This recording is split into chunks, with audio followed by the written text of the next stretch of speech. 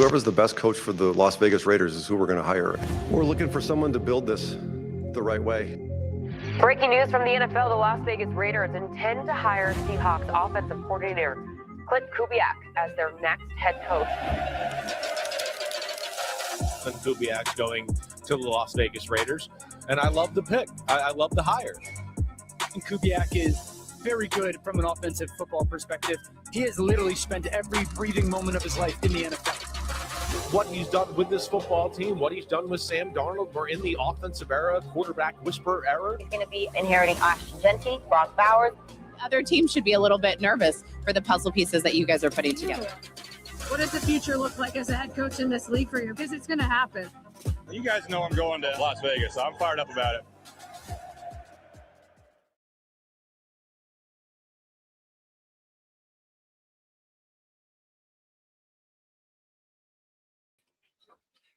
Raider Nation, the moment has arrived. The time is now to start the journey back towards greatness. Ladies and gentlemen, are you ready? Raider Nation, welcome to the Kubiak era.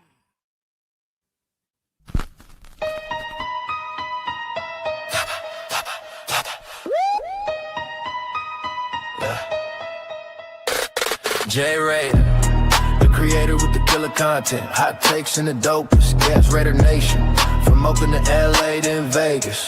Nothing greater than the Raiders, only facts. Just Raiders, just Raiders, just Raiders. Stand up, just Raiders, just Raiders, just Raiders. Welcome to the channel. It's called Just Raiders, baby. If you ain't subscribed, then you gotta try. Just Raiders, baby, nothing but love for the Raiders. Been an OG before 93. Shout out to the nation, they always crazy. So nation, ride with me, taking over my style. It's amazing, making hits like Maxx on the blitz. The silver and black, on the attack. They on the map, if you a fan and you with that.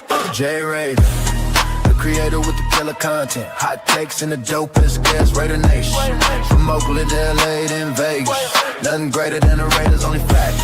Just Raiders, just Raiders, just Raiders, just Raiders, just Raiders, J Raiders, just Raiders, just Raiders, just Raiders, just Raiders, just Raiders. Putting on shows like Brock on the go. We just like J Raider, the innovator, making shows like Good Morning Raiders, the originator. Raiders Unfiltered, raw, never censored. The post game reaction, nothing but action. Just Raiders, baby. Just Raiders. Just Raiders, baby. J Raider, the creator with the killer content. Hot takes and the dopest, yes. Raider Nation, the only nation. There ain't no question. Just win, baby. Win, baby. Just win.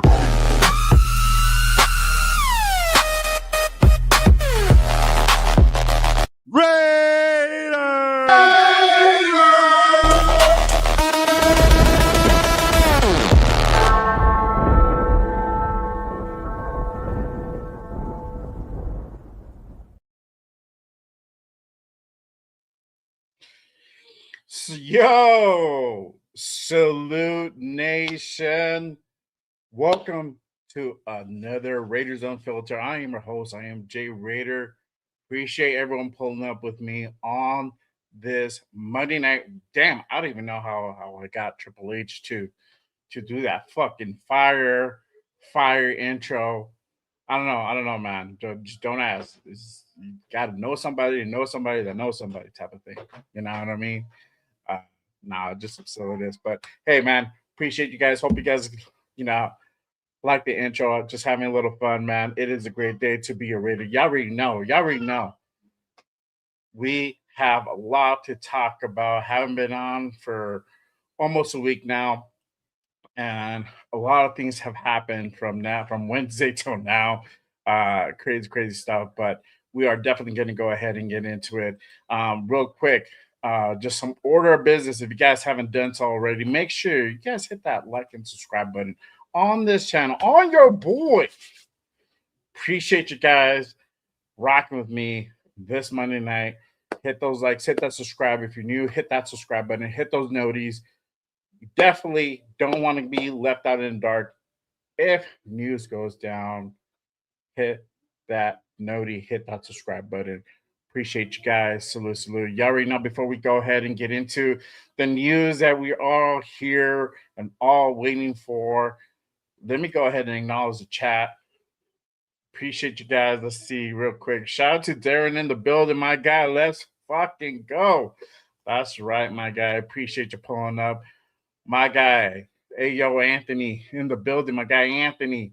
Yo. Rorschach is not here, but he did drop me some biz real quick to go ahead and do. Let me go ahead and take care of that already. I go ahead and anoint the mod at here at Just Radius. Appreciate you, my guy. Salute to you. Congratulations. Appreciate you pulling up, my guy. Shout out to Jack in the building. What is good, my guy? Salute. My guy, Raiders fool. Chris in the building. Salute to you, guy. My guy, one of my mods here at Just Raiders as well. Salute. Bill in the building. Mine is Maxx. We're gonna talk about that, dog. We're gonna talk about that for sure. Shout out to Bloody Raider. Hey man, appreciate you, my guy. Thank you. Yes, sir. Great start to the off season. We're definitely gonna go ahead and get into that for sure. Hey, appreciate you pulling up, Queen. Salute. Thank you. My guy, Rorschach24, one of my mods here at Just Raiders. I got you, my guy. Just anointed the mod of this chan. Appreciate you. So thank you, brother. Salute. My guy, Space Beast in the building. One of my mods, another mod here at Just Raiders. We about that business now. Yes, sir. There's some serious business going down. My guy, Eric in the building. What is good, my guy, Fernando? We gonna talk about that. Yes, sir. My guy, the real Dixon in the building. It feels like victory. It goddamn it should. And we didn't even play yesterday, dog. And we feel like we won. We just won out yesterday too. It was a beautiful thing. Shout out to you, man. Salute to you. One of my mods here. Another mod here at Just Ray Mods. The mod's pulling out, man. Don't fuck around, y'all. Don't fuck around. It's all good. Shout out to John Leon in the building. What is the deal, my guy? Appreciate you pulling up. I.E. Raider Mike in the building. What is the deal, my guy? Appreciate you pulling up. Salute to you. Appreciate everyone who's been rocking with me for the last almost 2 years now, who's been pulling up for the majority of the lives. Hey, appreciate you guys. Salute to you. Everybody in here, welcome. Make sure you guys hit that subscribe button, hit those likes. It does really help to go ahead and support the show and put it out into the YouTube and the X algorithms out there. Make sure you guys go ahead and repost this. If you guys are on X, make sure you guys go ahead and spread the word out there for sure. All right. Shout out to my guy Troy, just pulling up right now too. What's up, Jay? What do you think of those trade? Oh, we're going to get into that. You already know. I haven't talked about it in almost a week, bro. You already know. We're going to get into that shit for sure. But let's go ahead and take care of the first order of business. Klint Kubiak officially named the head coach of the Las Vegas Raiders. Y'all already know yesterday, I put it out there. If you guys follow me on Instagram, I put it out there. It kind of let it be known out there about Klint. Klint got interviewed yesterday, and he kind of put it out there. So, Cat was out of the bag a day early, but it put a lot of minds to ease from Raider Nation. Let's go ahead and let me pull that up real quick. And you know what? I'm going to give a shit today, man. It's a great day to be a fucking Raider fan. And if I get demonetized, well, guess what? If I catch the replay, you might get some parts cut out. It might be that time. That's what happens. You got to pull up to the live. Sometimes, because sometimes I got to edit shit, But let me go ahead and pull this up real quick. This was Klint yesterday when he was interviewed after the Seahawks win the game. He was asked about the Raiders. Let me go ahead and play that for you guys.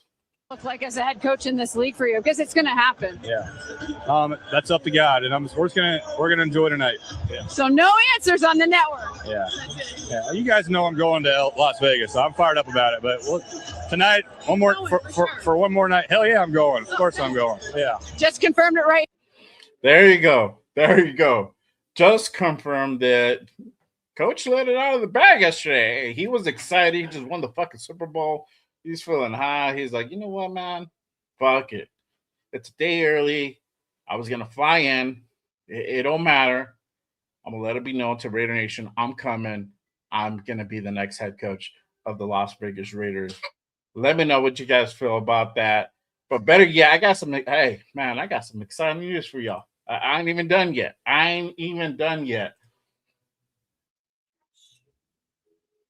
Kubiak has touched down in Vegas. Let me go ahead and play that real quick for you guys as well.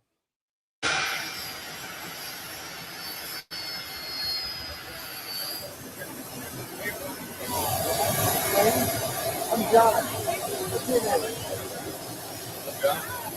Hey, man.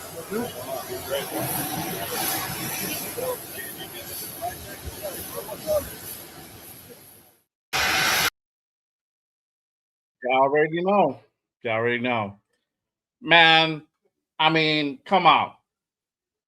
You got coach in the building. You got coach flying down in style with the fucking, I don't know what it is, a G7, G. I don't even know what the fucking Lear jets are at now. Flying in style, bringing the family, kids, man. The kids rocking the Raider drip with the full shield. If that is not a commitment to this team, tell me what the fuck isn't. If there's any hesitation on if Klint wanted to come here, proof is in the pudding. But how are you guys feeling? We finally got our coach. This was a very long and drawn out process. I'm not gonna lie, y'all. And at times we thought it was going to go a different way. And at times we thought, okay, this might be the guy. At times, shit, does he even want to come here? To be honest, those things were out there. But again, you guys let me know how you guys feeling. What are you guys thinking?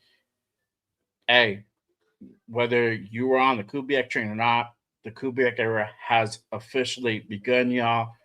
We are underway on rebuilding this team for the future. Let me go ahead and pull up the chat. Again, appreciate you guys rocking with me on this Monday night. Salute to y'all. All right, let's see here. Let's see. I guess Space Beast. He said, I revolve for that Triple H intro. Hell yeah, dog. Hell yeah. You know, got a little, hey, got to do a little entertainment in this thing. You know what I mean? Let's see here. Eric says, rebuild the defense like he did in Pittsburgh. Yes, sir. Yes, sir. We're going to get to that for sure. Greg's like, I hate the Klint Kubiak hire. Just kidding. Man, that's funny. Let's see here. Yeah, shout out to my guy Bueno. He said, hell yeah, I'm going, bro. Bro, I'm pretty sure you got thrown the bag. And we're gonna go ahead and get into that part. I got some things lined up for you guys.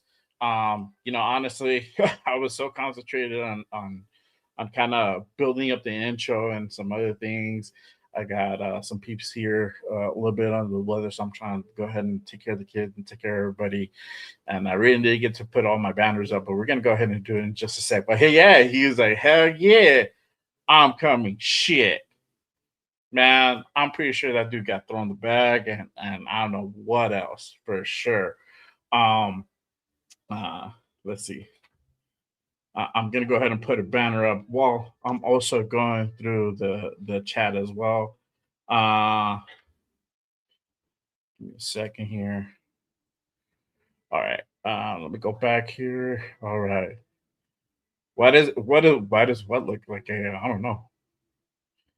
Yeah. We're going to get into that, bloody, for sure. Joe, jumping ahead, dog. Jumping ahead. Free Raider hoodies. I wish, bro. Shit. Give me a Raider hoodie. You already know, Rorschach. You already know. Let's see. All right. My guy Rorschach says, I had no doubt about 2K becoming our head coach. But let's keep it a buck. This is a Tom Brady and Spy Tech collab. I'm thankful for both of them. 100% salute to them. You're right. This is both of them, man. This is both of them in the works. You saw Spy was there to go ahead and meet and greet at McCarran. Got to. You know what I mean? And we knew the direction that this team was going to go in. Majority of the interviews that they conducted over the last month plus was on the younger side. Literally dudes that were under 60 years old. They didn't even interview Harbaugh. They weren't even fucking interested. And they put it out there. So their whole mindset was, we're going young. We're working towards the future, and I'm gonna go ahead and talk about Spy Tech and kind of the direction that they're kind of looking in. You know, and we're gonna go ahead and get into all that for sure.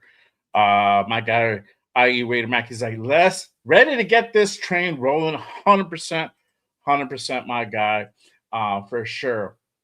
Let me go ahead and pull this up real quick. I got some more tidbits for you guys. So we're going to go ahead and talk about, I think, and then somebody mentioned it just right now a bit ago. We're going to go ahead and talk about Klint's deal. Now, we don't know the specifics. We don't know 100% of the specifics, but I can go ahead and at least share with you the parameters here, and let me go ahead and pull this up for you guys. Again, appreciate you guys pulling up and rock with me this Monday night. All right, here we go. Per Adam Schefter, Raiders are giving new head coach Klint Kubiak a 5-year deal per source. Y'all heard it. Y'all heard a 5-year deal. And I was talking to the guys on our group chat. I'm talking about the Raider Connection guys.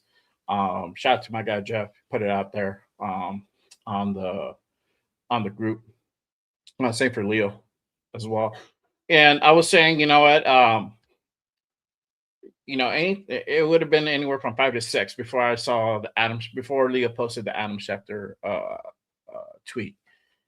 And anything below that just does not make sense. On a team that you're going to go into a full rebuild, that you're going to need time to go ahead and get everybody you need, get all your coaching staff right. You're not going to get it all right year one. It's going to take you a couple of years, at least 3 years, to go ahead and really see a return on investment, meaning you're going to go ahead and see this team become a competitor, a perennial competitor.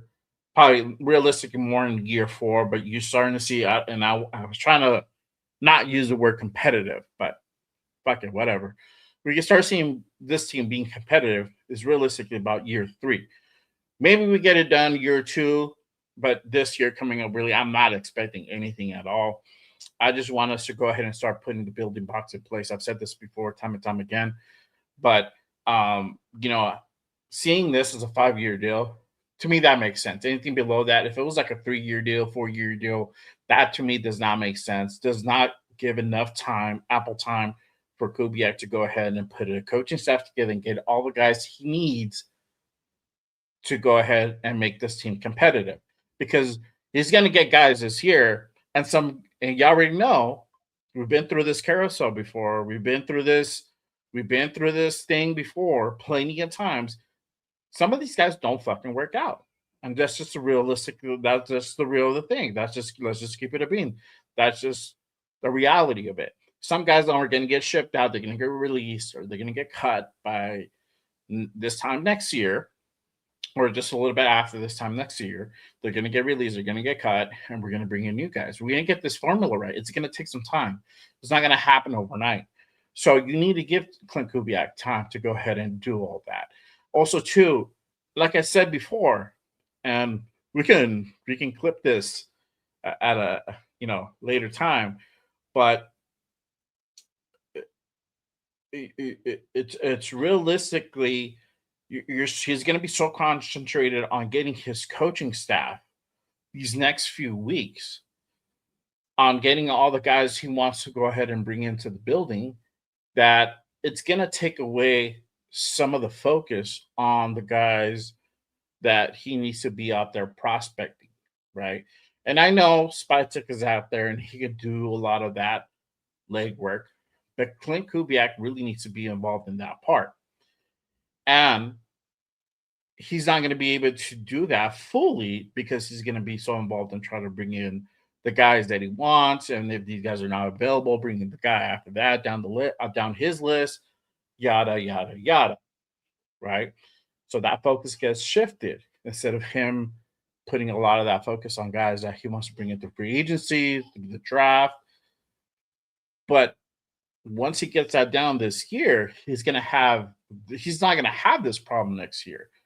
You're not going to have to go ahead and bring in a full coaching staff in 2027. You might have to bring in maybe one or two coaches, guys that maybe didn't work out, that you had to let go, at the end of the season. It does happen. Maybe it's 1-2 guys. Maybe it's no guys. But either that, it's 1 or 2 guys compared to like a full coaching staff.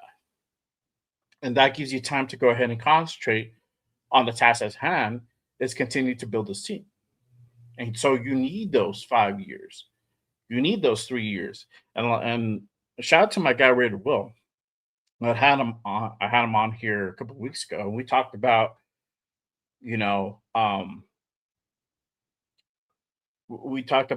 basically, taking the time and really giving Klint time to operate. Again, this is not going to be a quick fix type of thing. If that's your expectation, I'm sorry. I hate to break it to you, but that's not going to be it. And this is where, again, I exercise to everybody here in the chat and to everybody watching on the replays and all that good stuff. Raider Nation needs to exercise patience. This is not going to get fixed in year one. This is going to be a multi-year rebuild where realistically we start seeing big improvements by year 3. We start seeing things really come to fruition in year 3, year 4. That's really when things will happen. So just, again, we got to exercise patience. We got our guy. This is the guy that majority of Raider Nation really wanted out there. Majority, not saying everybody, but majority of Raider Nation wanted. We got our guy. We did it right when we went young, when the young, innovative coach. We got the Super Bowl winning offensive coordinator now as our head coach. We need to give this guy time to cook. Plain and simple. Plain and simple. Real quick, again, appreciate you guys pulling up. Let me go ahead and hit up the chat. Let's see here. All right. Oh, jump way back. All right. Let's see here. Eric says, finally, they need to get a young, fresh start with Fernando and Klint. We're definitely going to go ahead and talk about that. Roshak, this is what Tom Brady wants as a minority owner. Give the coach the keys, let him cook like Spytek, and manage from afar. I believe that's what he wants to do and make his money at Fox. Facts, bro. And in order for all that shit to work, he needed to go ahead and get his hands fucking dirty. He did. That's if you wanted this thing to be a turnkey style where he's going to get maximum return on investment. And I keep throwing these acronyms and these words out there, but it's realistic. If you wanted to get a big ROI on this team, I mean, the team itself is very profitable. It's worth a lot of money. It's worth like $7 billion, but he's only going to get a certain percentage of that. It's not a big percentage, but if you look at the numbers, probably pretty big to most of us, right? So, but in order for him to get as much money as possible, he needs to really go ahead and be involved and help to turn around this team. So he did get involved. We're gonna see how this happens. Again, he's going into ownership, a football ownership, first time ever doing it. I think he has ownership in other sports and other, I think like Premier League and soccer clubs like that. But on an NFL team, this is really his first one. So, you know, I'm not a big Tom Brady fan, but I'm a fan of whoever's going to go ahead and help this team get back to that glory that we haven't had in 40 plus years. 40 plus years. All right, let's see here. Shout out to my guy Rosetown in the building already with the Klint gif with the avatar. Salute, brother. Appreciate you. Shout out to my guy, the one and only Hollywood Raider Jeff in the building. Appreciate you, my guy. Salute to you. Thanks for pulling up. There you go. Let's see here. Shout out to my guy Raiders Primos in the building. What is good, my guy? Thank you for pulling up. Salute to you. Appreciate you tapping in. There you go. See, my guy. Word of the season. Patience. I know, bro. I need to like figure out something where like I say patience and then like lights go off or fireworks or some shit like that. I don't know. I'll come up with something. My guy Troy, he says, I hope we give the opportunity for to build this team and takes the whole 5 years and let them go, Raiders. Yeah, I mean, you know, we just it's gonna take time. That's the thing, and we're so about instant gratification that we just want it now, and I'm guilty of that too. It's I'm not above that, you know, but it's hard as a Raider fan because we've been, you know, fucking ask Jeff. Jeff's in the chat. Ask him how long he's been waiting. He's been waiting a very long time. So to ask guys like that, it's a hard thing to do, but we got to do it. We got to do it. That's the cold hard truth. We got to wait. We got to wait for us to go ahead and get great, because this is not just a 1 year thing. This is a longevity thing, you know. You know, if Klint gets this right in year 3, year 4, 5 years is going to be a drop in the bucket. They'll Mark and them will throw them the bag and whatever else they need to go ahead and throw in that man's face. That man's about Jesus, and so I don't want to go ahead and put the devil out there on that man. But you know, they're gonna do whatever they got to do to go ahead and keep him in Vegas. You know, that's just facts. If he wins, he starts winning. That's gonna happen. He's gonna be a very successful man. Like I told my guy, well, hey, you never know. Maybe down the future, we'll be talking about the Klint Kubiak trees, right? And guess where it's going to be originating from? Right here, baby, for sure. Shout out to my guy, Laker Nation. To be honest, we shouldn't have any type of expectations. Kubiak's a great hire. Fernando has potential to be a star, but no one knows the Raiders' timeline. For all we know, we could win it all in year 1. Yeah, it could happen. It could definitely happen. It's not out of the realm of possibility. But what is the likelihood? Very, very small. Very small. You know, I realistically don't see that happening. The way you're going to start, if you could tell something like could potentially happen where that percentage could get bigger, is the offseason moves they're going to make. And meaning coaching staff and free agency and the draft. The way they're going to go ahead and get their free agents, if they start making big splashes in free agency, like meaning big names, okay, we might have something here, right? But again, it also goes back to how good are these guys going to play together as well? They have to have the synergy. So that's one indicator. How we draft is another one as well. If we're able to go ahead and address majority of the holes that we have, and we have a lot, then you can maybe even fuck around with that notion. But honestly, I don't see it. I am not even expecting that. I have no, like you said, don't have any expectations, and that's the way I want to keep it. I just want us to start putting the pieces together to get back to their winning ways. That's it. It's not gonna happen. Trust me, year one is not gonna look pretty. It's gonna look prettier and better than the last year we just finished, but it's not gonna be as good. We're just gonna look competent out there, if that makes sense. Hopefully it does. My guy Jeff says, patience. We have to have it all. My young young grasshoppers. Tell them, Jeff. Tell them for sure. Let's see. MJ says Kubiak's gonna miss us after going 3-14 with the Raiders. We'll see, bro. We'll see. I mean, my guy knows what he's getting into. It's not like like what am I really expecting here? Like he knows the problems that we have. He knows the holes that we have. It's not like gotcha. This is what it really looks like. He knows what's going on, bro. He knows the holes that we have. If you're a smart dude, which this guy is a highly intelligent individual, he's done the research on us. He's asked everybody.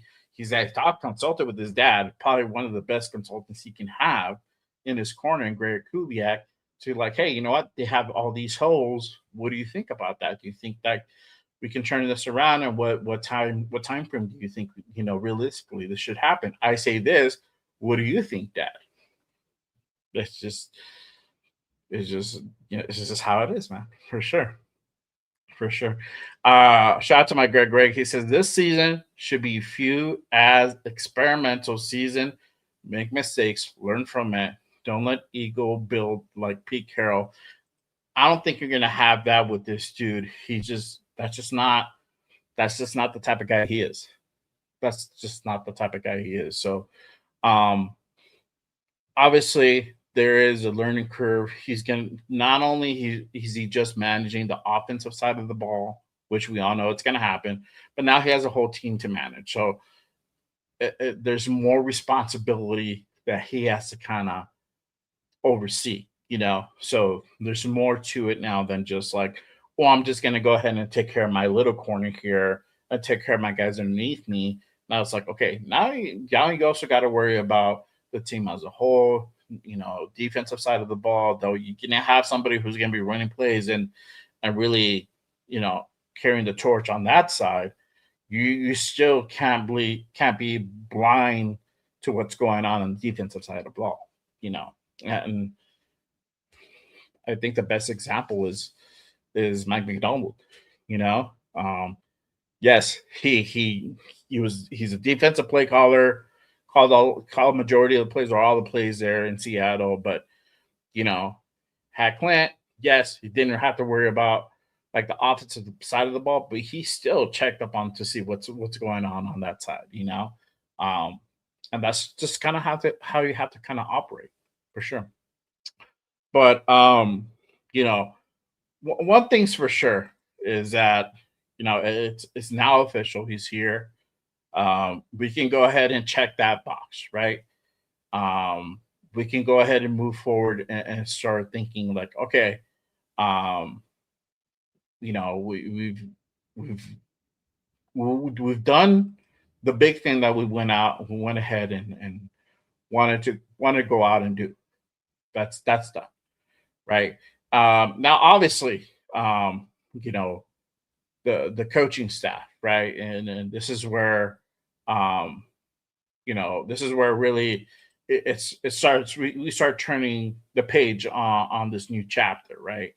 And I wanted to go ahead and play this real quick. And this is from Ian Rappaport. He's on NFL Network. He talks about a little bit what we'll kind of see moving forward in the near future for our team, and as far as coaching hires, potential prospects. We're going to go ahead and go into all that as well. So let me go ahead and pull this up again.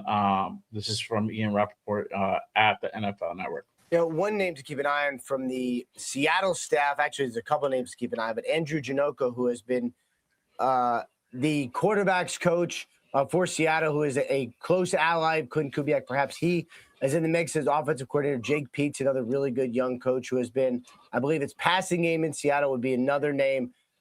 Certainly to keep an eye on as far as either OC in Seattle or potential OC with the Las Vegas Raiders. So Klint Kubiak now, thank you guys very much, official as the Las Vegas Raiders head coach after weeks and weeks of speculation and expecting. You know, one name to keep an eye on. So From the let me go ahead and so you heard Andrew Chinoco to potentially come over. You know, we've heard the offensive coordinator. I'm sorry, the I think it was a quarterback coach for the Seahawks as well to go ahead and come over and be the next offensive coordinator under Klint Kubiak, Andrew Janoko, being him, and it's probably going to be in that route. Defensive side as well. We heard a couple names go around on there as well. You know, man, I'm trying to remember his name. Carl, I think is Carl Joseph. I think is one of those guys. Let me go ahead and bring that up.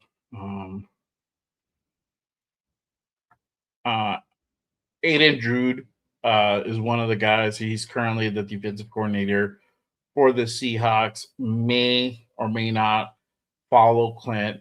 As you guys know, Mike McDonald is the one that calls the plays in Seattle. Aiden is literally the guy underneath him. He's technically the defensive coordinator, but Mike McDonald is literally the de facto defensive coordinator there. I believe Carl Joseph is the other guy. Or I'm sorry, Carl Scott. My bad, Carl Scott. I don't know why I was thinking Carl Joseph. But Carl Scott being the other guy that could potentially go ahead and follow Klint Kubiak and probably be more of the realistic lines. You've heard also names of E.J. Rivera possibly coming over to be the defensive coordinator. We talked about Jim Schwartz last week as well. Jim Schwartz is right now in the middle of the whole thing with the Browns. We don't know how that's going to go ahead and pan out. He's resigned. As of now, he's resigned from the Browns, but they still own his coaching rights. Whether or not the Browns are going to go ahead and release some of his coaching rights, that's going to be a whole different other story. If they do, that would be great. That opens up a whole other thing. But it looks like Jim Schwartz might take this year off, to go ahead and just kind of focus on himself and maybe go back into the coaching cycle next season. But if Jim Schwartz is interested and the Browns don't want to go ahead and release his coaching rights, then this is a situation where you might have to go ahead and either buy out the contract or put in a trade, which, as you know, and then the predicament that we're currently in, we need all the draft picks we can go ahead and get, right? So going out and either giving a trade, doing some type of trade with the Browns for Jim Schwartz, if that route even becomes available or even possible. I doubt that the Raiders will go ahead and do any type of trade. It will probably be more on the monetary type of concept where they're willing to go ahead and buy out Jim Schwartz's contract if that is the route that they are going to go ahead and go. But honestly, the way that I kind of see this unfolding in the next couple of weeks, and again, all this stuff is going to be happening really, really, really soon, back to back almost, right? So be ready for that, guys. All this news of coach hires is going to be back to back because we are now in the second week of February. This is a short month. Literally, free agency starts on March 11th. I believe at 4 p.m. Eastern. So it's just over a month. It's like, I think it's about a month, right? Because it's a short month, something like that. It's like probably 28 days. 28 days. So it's not a lot of time. So you got to get at least your coordinating staff and some of your coaches underneath them to go ahead and start working towards free agency and the guys you want to go ahead and bring into the building, right? Guys that you want to go ahead and work with Spytex or go ahead and go after. So, and we see this a lot. We saw this in the last regime. We saw this same thing with McDummy when McDummy was here. They're going to go ahead and bring in guys that they're comfortable with, they're familiar with. This league is always about relationships. That is big. So it's who you know, who you work with, excuse me, who you work with, who you mesh with well. And I don't see Kubiak being any different. And I'm all for it, to be honest with you. And I honestly don't give a shit whether we're called the Las Vegas Seahawks. It's going to happen, right? Whatever way that Kubiak has to go ahead and start putting this team together, so be it. I'm not mad at that. But just be on the lookout for for us to go ahead and siphon off some of these coaches that just won the Super Bowl literally yesterday. And then it happens all the time. So, but for sure. I mean, I think the biggest thing that we kind of have to go ahead and look out here is for the defensive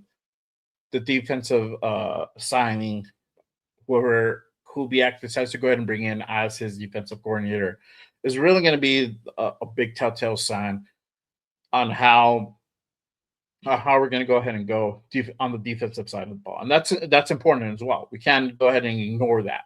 And we have a handful of guys that have talent that can go ahead and play a high clip. Handful, not a lot. Majority of these guys that were brought in are most likely going to go in the next few weeks. They're not going to be here much longer, but it's going to be interesting on who he decides to bring, because that's really where you have to go ahead and be concentrated on that defensive side of the ball. Offensively, we know that Klint is going to go ahead and really run that offense the way he wants. He's just going to bring an apprentice to go ahead and be under him, learn from him, help him go ahead and really implement the stuff that he wants to go ahead and implement. So we'll see. We'll keep an eye on who comes in on the defensive side of the ball. Shout out to my guy Greg. He says, I would like to keep Robbie Leonard. So let me see if I still have this. And I wanted to go ahead and pull this up. Hang on one second. I didn't mean to click back. And there were some people that were let go the other day. And let me go ahead and place that. Let me see if I have that. I may not have that. There was a list of people that were let go the other day, and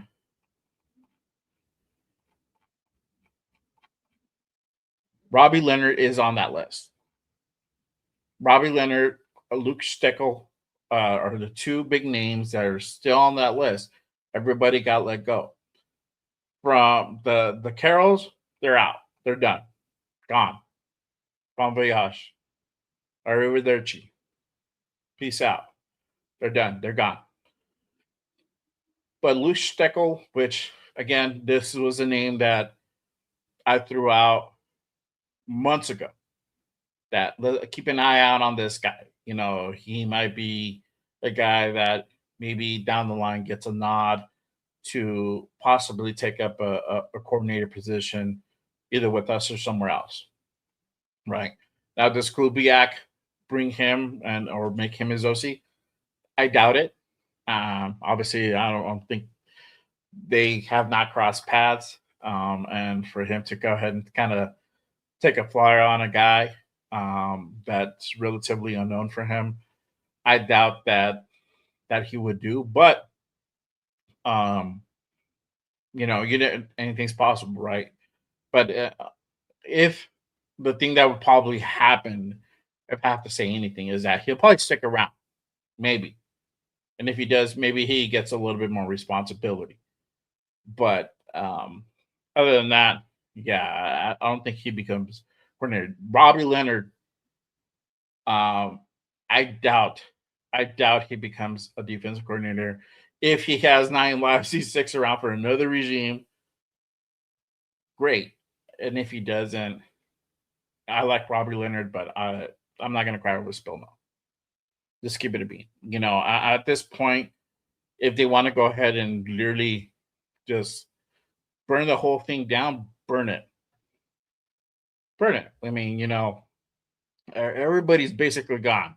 What's a few more guys? And let Klint bring in the guys that he wants to go ahead and bring in, and that way we can go ahead and start building this thing correctly. I'm all for that. Again, I'm just trying to go ahead and find that list. I thought I had it saved. I guess not. Yeah, no, I thought I had it, but unfortunately, and if I do, it's probably like buried somewhere. I tweet a lot, so yeah, I don't have it. But maybe like there's like 2 more guys on that list. I think the defensive back coach and maybe like another person, but that's it. And we'll see. Again, these guys might get killed. You never know. Yeah, you never know. So shout out to my guy Hummer. He says DC is the next big question in my mind. Jesus Christ, I can't, bro. But we'll talk about that. We'll talk about that for sure. Yeah. See, he says clean house, bring in new coaches, electricians, all of it. I don't give a damn. Bring them all. I agree, bro. I agree. My guy Greg says, I'm surprised Juice Gruden is still in the coach. That motherfucker, if anybody has 9 live, is that dude. That dude has survived fucking regime after regime. This guy will survive the fucking apocalypse. He's like one of them roaches and just like still be around, bro. He'll crawl around from some fucking hole and be like, what's up, guys? You guys need some help? I'll help you guys out. Let's go. Get a workout in. That'll be Deuce Gruden, bro. That'll be Deuce Gruden. Shout out to Deuce Gruden, bro. There you go. Park Peter says Raiders with Fernando are gonna win it all. We'll talk about that, bro. We'll talk about that. So Hummer says I think Jim Schwartz has a 2-year contract, so he has to sit 2 years if you don't trade it. I don't know the intricacies, the whole integral part of the contract, excuse me. So, yeah, I mean, it's whatever team wants to go ahead and bring him in, they'll do whatever it takes. But the Browns don't have to do shit. They could just fucking sit on the contract and that's it. So I don't know if we're gonna go potentially that route. I don't know. So, but let's go ahead and continue on. Again, appreciate you guys rocking with me on this Monday night. Again, if you guys haven't done so, make sure you guys head on over, hit that like, hit that subscribe on your boy on this channel. It does go ahead and help the channel out. It helps the channel grow and get out to the YouTube algorithm. Appreciate you guys. Salute to everybody tapping in. We got about almost 7 in the building. Appreciate you guys on this Monday night. All right, let's go ahead and continue on with the show. I tried to look for that thing, couldn't find it. Let me see here. I got some more stuff that we can go ahead and kind of cover as well. We're gonna get into all the rumors and whatnot. So for sure. Let me go ahead and put out there. And I also want to put out there, and since we're still on the topic of coaches, of of who can be hired. I mean, Jeff Stoutland, again, I talked about this the other day as well. Jeff Stoutland has now become available. He actually just left the Eagles. He's the Eagles offensive line coach over there, and he just left Philly last week. So he's available now, and that's another guy that could potentially be a candidate to come over as an offensive line coach again. There's also rumors of Klint possibly bringing the current offensive line coach from Seattle over to Vegas and having him being his guy as well. So there's a lot of things that can go different ways into this whole coaching thing. Whatever way, I feel it's gonna be nothing but good, guys. It's gonna be nothing but good. Again, there's a lot of things that he has to go ahead and do, and he might not get it right year one, and that's why you do a contract like a 5-year contract, a 5-year thing. So that way, if it doesn't work out, certain things don't work out, certain coaches don't work out, and I mean, not Klint Kubiak, anybody underneath him. Hopefully, below coordinator level, if some of those guys don't work out, they can go ahead and be replaced. So we'll see what happens with that for sure. Let me go ahead and pull up some other things too. Let me see here. Let me put up this thing. All right. Y'all already know. Let's go ahead and let's go. We got into the meat and potatoes. Let's go ahead and get into the side dishes, the other things that are going on in Raider Nation. It's been a crazy fucking week, y'all. It's been a crazy week, leading up to the Super Bowl. A lot of shit out there. And we talked about it again on Wednesday. Shit that was dropped on Super Bowl week. And it just we just cannot catch a break. When we think something's going good, something comes along and fucks that shit up, right? Never fails. But there we know. Let's go ahead and get into the rumors. Love rumors. Facts can be so misleading. Were rumors true or false are often revealing. And that is facts. And I had that clip for a long time now. And that shit makes more fucking sense than it ever did. Right. And I just did it for a comical gag. But for real, now it really, really makes sense. So let's go ahead. Things just come out and let's say it, right? We talked about it. Maxx Crosby rumor struck again. And this happened, and like I said, last week on Super Bowl week at Radio Row, right? We got the bomb that was dropped by Jake Glazer. And if you guys missed it, let me go ahead and pull that up real quick, and I'll give you guys a quick snippet of what I'm talking about here. If they tell you they're playing, they're playing. I think his time with the Raiders is done. I do. Okay. Before the draft? Yeah, probably, yeah. Is there a landing spot that makes sense in your opinion? A ton of them. I'm not going to say what it is yet because I'm going to try and help it out. Sure. What kind of haul do you think realistically a Maxx Crosby gets in general? He probably more than Micah. So, all right. So there you go. You got Jay Glazer. So a little suspect when he was talking there. I don't know, right? So feeling a little sauce, but whatever. I could be wrong. But he's saying that that basically Maxx wants out. That his time here with the Raiders is basically over, and he is no longer. He doesn't see him here at the beginning of the season, right? He's going to be most likely traded out somewhere, right? And I didn't want to go too much into it. Again, I'm gonna try to avoid as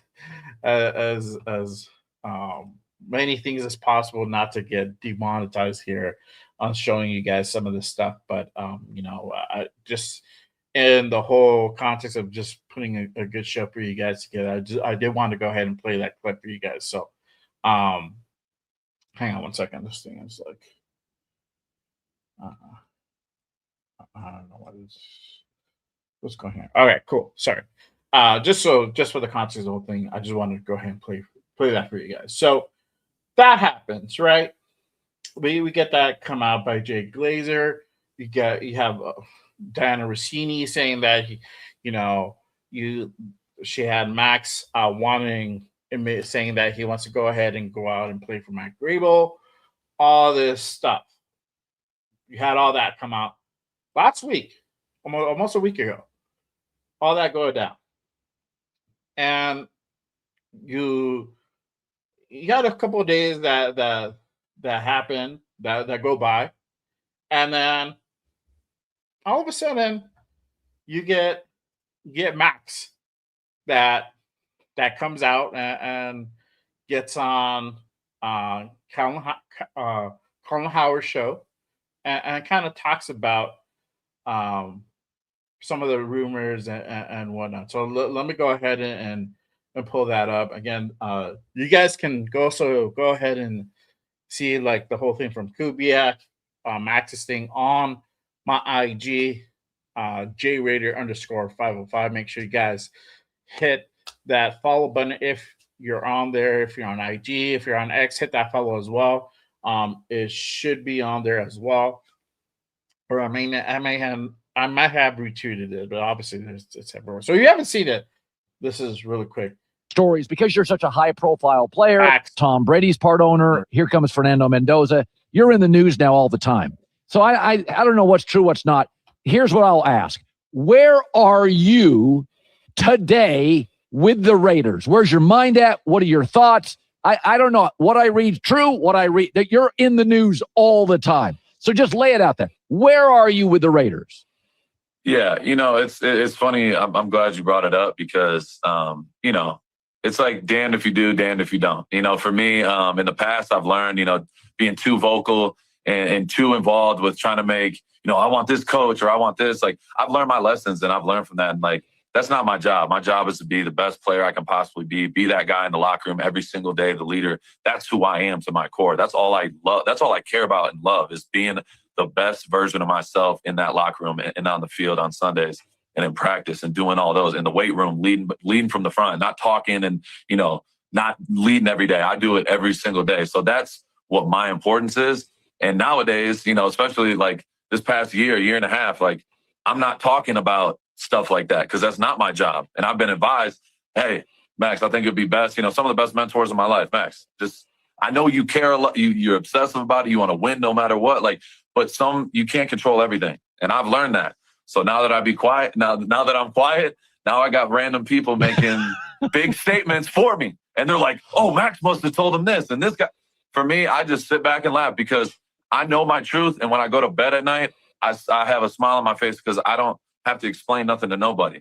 I've said it over and over again. I'm getting healthy. I'm in the building every single day. If I'm in this building before 6 a.m. and it's dark out, and I am in here until almost 2 o'clock, almost 8 hours, I'm putting in straight work, rehabbing, lifting, getting prepared for next season. Like, that's all that I care about. So all the noise, it's news to me sometimes. I got up yesterday, I looked at my phone, or 2 days ago, I look at my phone, and all of a sudden now I got a bunch of PR people talking about what they, what Max is doing. And it's like, I just laugh because if I address it, then someone's going to pick apart what I say there. So it's a lose-lose. I'm just going to keep doing what I'm doing. I'm getting healthy. I'm going to be the best version of myself upcoming this year. And I'm going to put myself in the best position to do that. And that's by taking care of myself and being the best version of myself on a daily basis. My family's good. I just try not to, address certain things because no matter what, someone's going to, pick it apart and make it some way. So all right. So, I mean, there's not really a whole lot left after that. But you had that, right? So you had Max come out and say, you know what? You have people talking for me.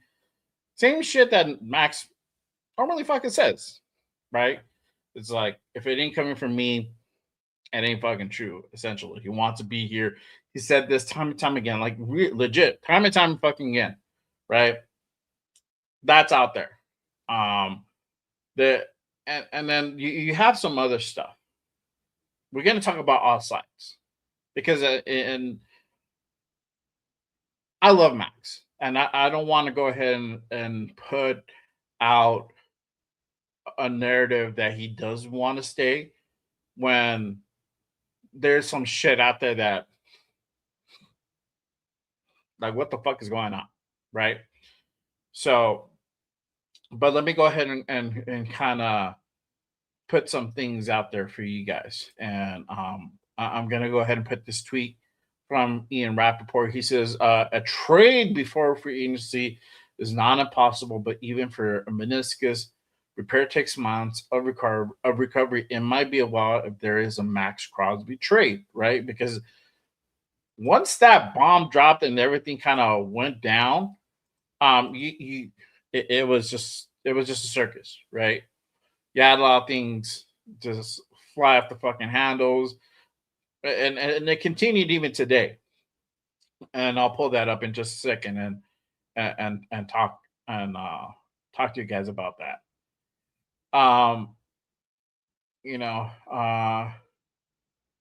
But you're having all this chatter that continues to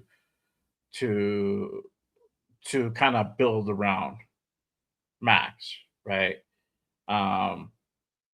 So I mean, whether or not you're in for Maxx staying or going, it's a little bit at this point probably irrelevant, because I think that Maxx is going to kind of do what's best for Maxx at this point. I got some other stuff I want to go ahead and share with you. Hang on one second. I'm trying to kind of go through it as well.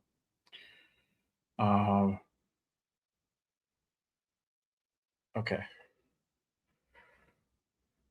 All right. So I'll put this out there real quick. A shout to Raiders fandom. Again, this is something that he put out. He says, sources say Crosby and team are in a great place, even with Crosby obviously frustrated with not being able to finish the season on the field after he was shut down for the final 2 games of the 2025 season. In part, though, that decision led to his rehab starting earlier and Las Vegas securing the #1 overall pick in April's draft. Crosby hasn't requested a trade when Raiders GM John Spytek asked following the season if Crosby was untouchable. He kept it open by discussing how highly thought of Crosby. I love Maxx. He embodies what it is, what a Raider is. And this is what Spytek said on the 5th, right? So you have all that chatter, right? You have stuff like this coming out. And I'm also trying to go ahead and pull this thing out that I saw the other day. Hang on one second. See if I can pull up the clip. And he did this show.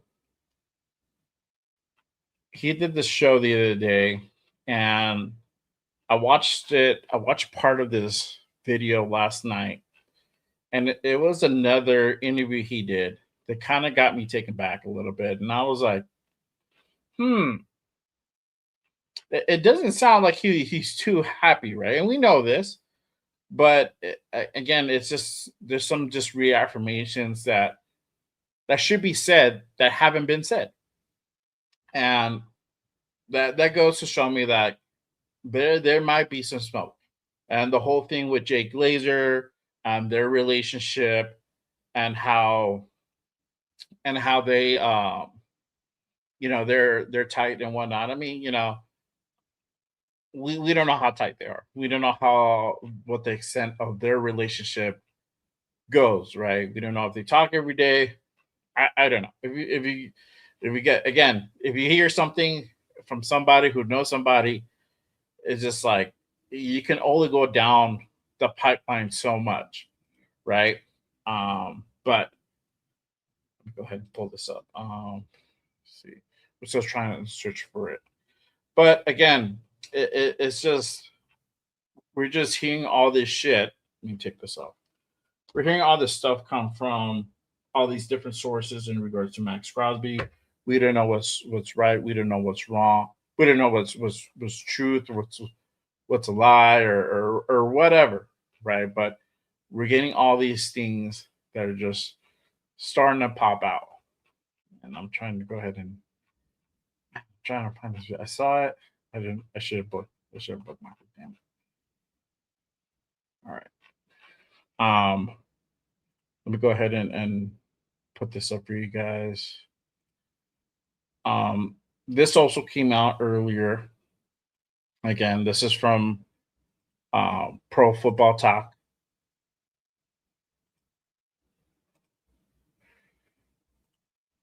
And it says Maxx Crosby reportedly told Tom Brady that Crosby will never play for the Raiders again.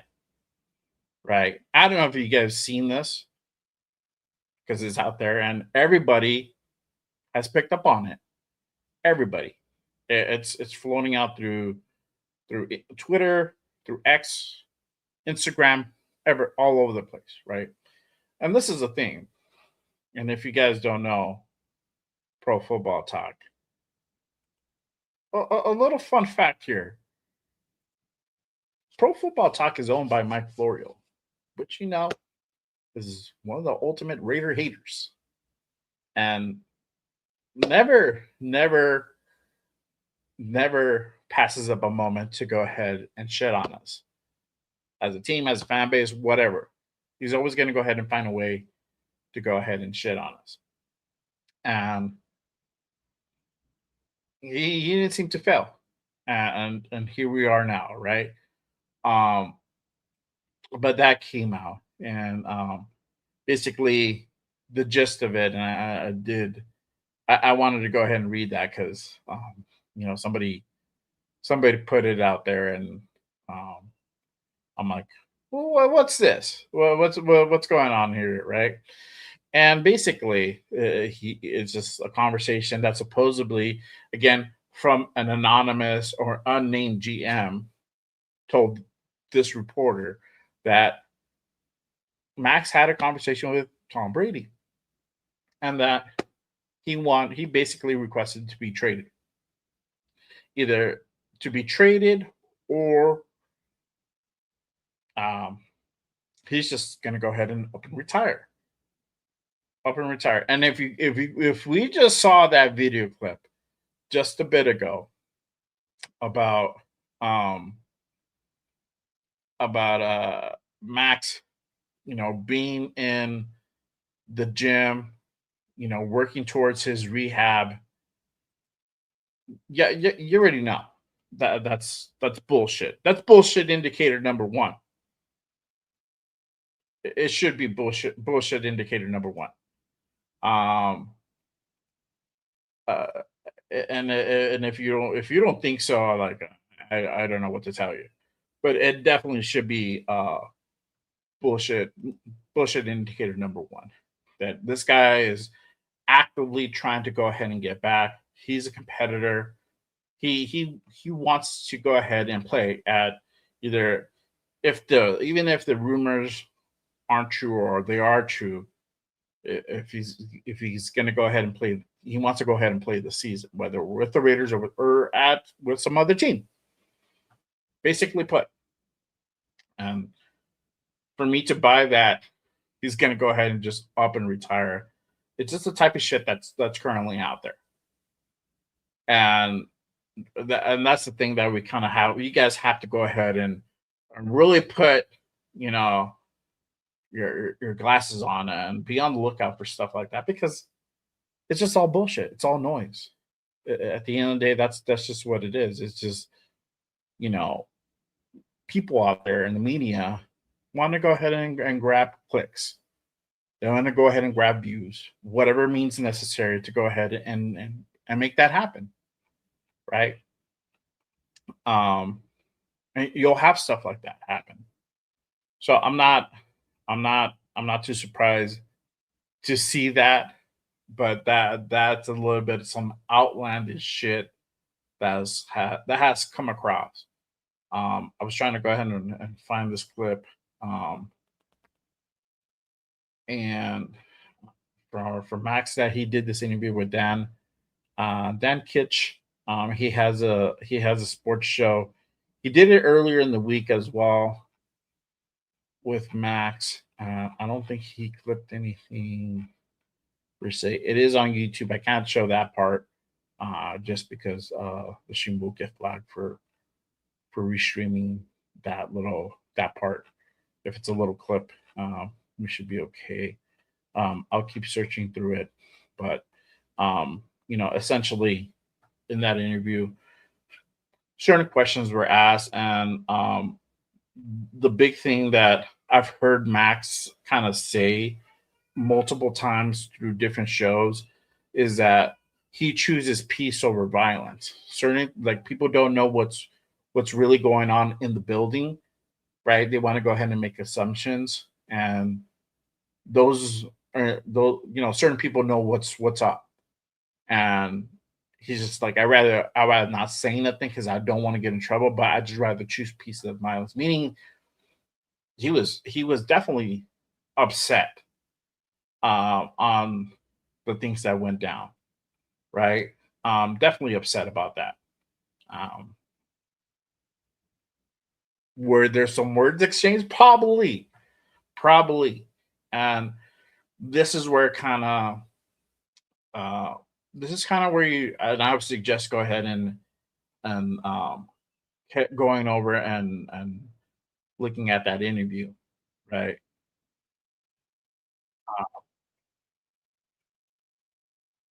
Hold on. I think I could play a little bit of it. Hang on 1 second.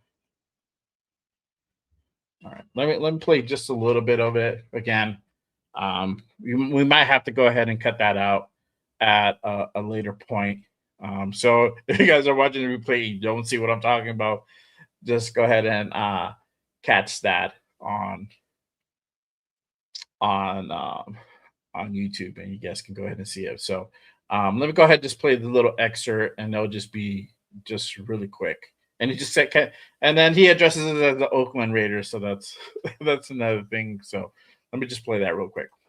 It's news to me. How does this happen? How does a guy like Jay Glazer come out and say you're not playing with Oakland anymore? Where does this come from? It's news to me. I can't. This is the thing, and I just talked about this with Colin. In the past, I've talked about my situation, and I want this. I want this coach, and I want this, and I want these players to be with me. But I realized, like, there's only so much that I can handle and take care of. And in my position, I'm trying to be the best in the world at what I do, and that's be the best leader, best defensive end in the National Football League.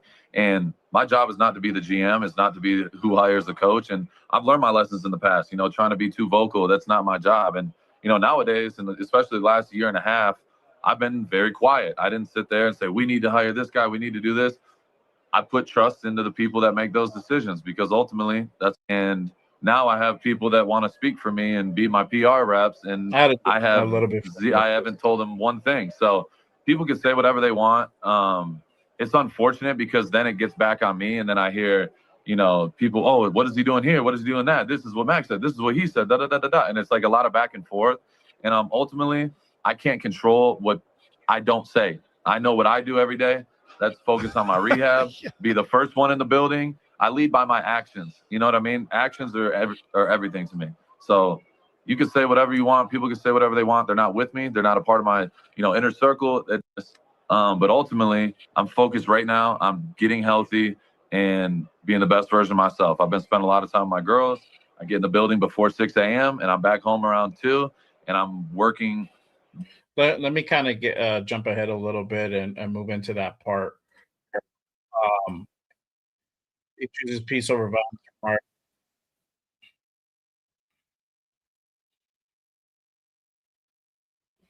Okay, here we go. Let me play that part. Whenever that time comes, if I feel like it's about that situation more in detail, whenever that time comes, if I feel like it's necessary. But that's another one. People just hear what people just hear what is reported. And I haven't heard one person actually know the truth about what happened. So people could say, oh, he's being emotional, he's doing this, and they have no idea what really transpired. And I choose peace over violence. What did transpire from your? That's a very good way to go. I choose peace over from violence. From your standpoint, what because did happen? I know what happened, but I choose peace over violence. I don't need to. My point is I know where I'm coming from. I stand by where I'm coming from. And I don't need to sit here and over-explain what happened because there's certain things that don't need to be talked about in public. And I don't, there's more to it. And for me, I'm all about, 100% like I talked about, I'm all about action. You could say one thing, but when you show me who you are, I'm gonna believe you. That's what it is. So I'm gonna leave it at that. And I'll just say this. Yes, of course I was mad. You know what I mean? It was, yeah. I'll just leave it at that. All right. So I'm not gonna play the whole interview, of course, right? I might have to cut this out later. So if you missed it, you go to X, go to Dan's channel, go ahead and watch the interview for yourselves, and you guys make your own decisions about that. But honestly, bro, like that doesn't seem to me like a guy who's happy about this shit, and shout out to my guy Rorschach. He's like, I'm over this bullshit. Every year it's with the off season starts or ends, we got to deal with this whole shit. If Maxx wants to leave, then go, as long as the organization gets the best deal in return by Felicia. I'm gonna talk about this. I'm gonna talk about this right now in a second. But you guys do your homework. Go out there, look at some of the stuff. My whole thing is this: when you get shit like from Mike Florio's channel, I would take some shit with a grain of salt. If you don't hear these guys go on record and say certain shit, take it with a grain of salt. So for guys like Jake Glazer, right? And I'm a fan of Jake Glazer, the whole MMA thing, and cool dude. But I don't know what his whole intent there was. And shout out to my guy Simone Raider. He asked him, like, what was up with that shit that you said earlier? He's like, well, Maxx didn't say, I did, right? So it's coming from him. But how much of that is true? We don't know when that conversation took place. It could have been 2 weeks ago. It could have been 2 months ago. It could have been, 6 months ago. I don't know, right? Could have been different. We don't know. But when you have stuff like when Maxx goes out and does these interviews, then you start making your assumptions. Take that for what it is, right? Or make your own conclusions, have your own opinions about that. So that's why I try to go ahead and give you guys both sides of the spectrum, because I don't want to just show you, hey, everything is all sunshine and rainbows over here, but reality, it's something really else over here, right? But my thing is this: could there be some truth to it? I think there's definitely some smoke to it, right?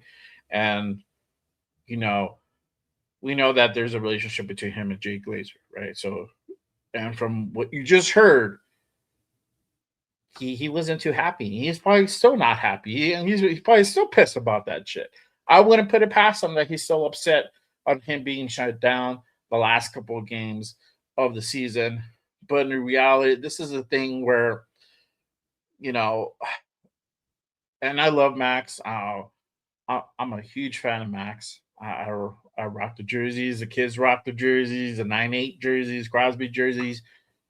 My fucking son is named after the inspiration behind his name is behind that.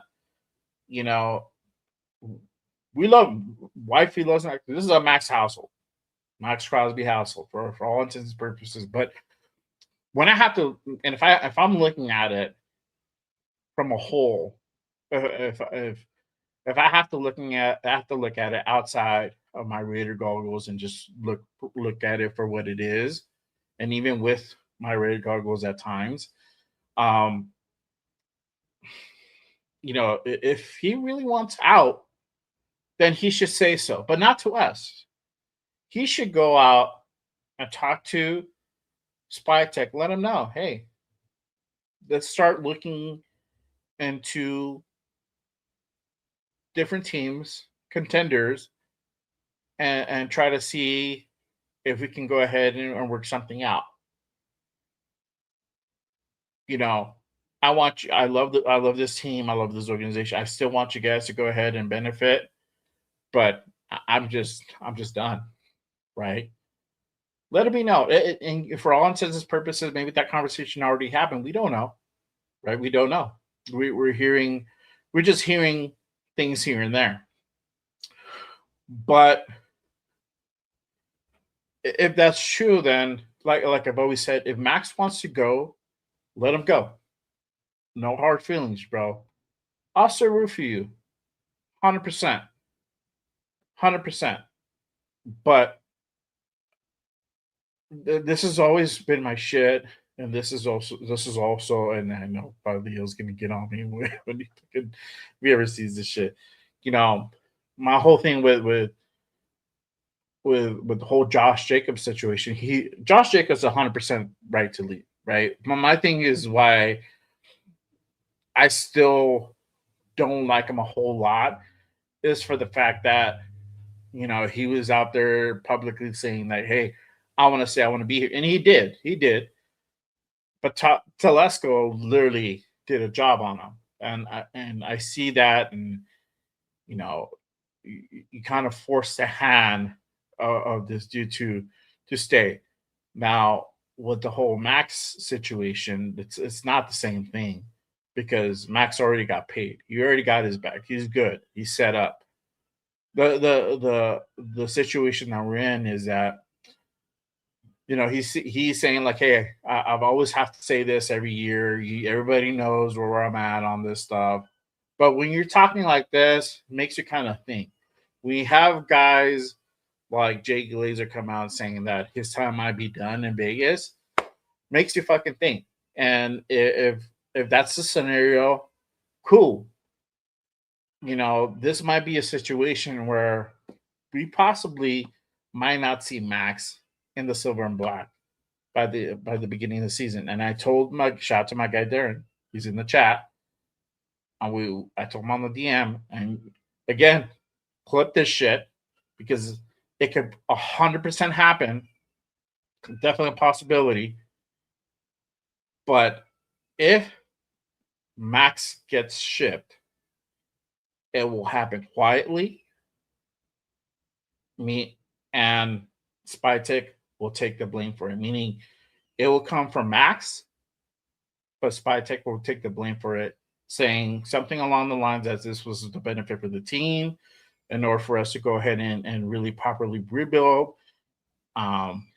This is something that we had to go ahead and do. The offer was just too good. Whatever way he wants to go ahead and spin it, that's probably how it's going to go ahead and go down. But it's going to be 100% from Maxx because we know that Maxx and Mark have a great relationship.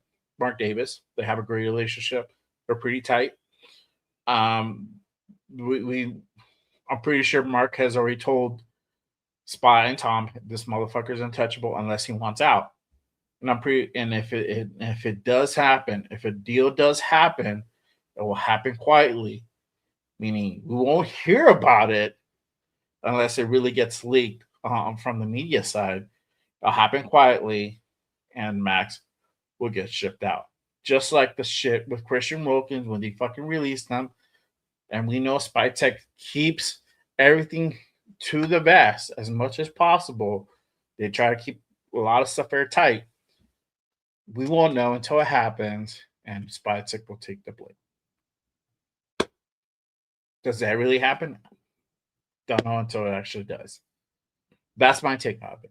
I would love Maxx to stay, but if he's done, if he doesn't want to do this, if he doesn't want to go through his rebuild, because honestly, we're probably in the best position that we've ever been in the last 20 plus years.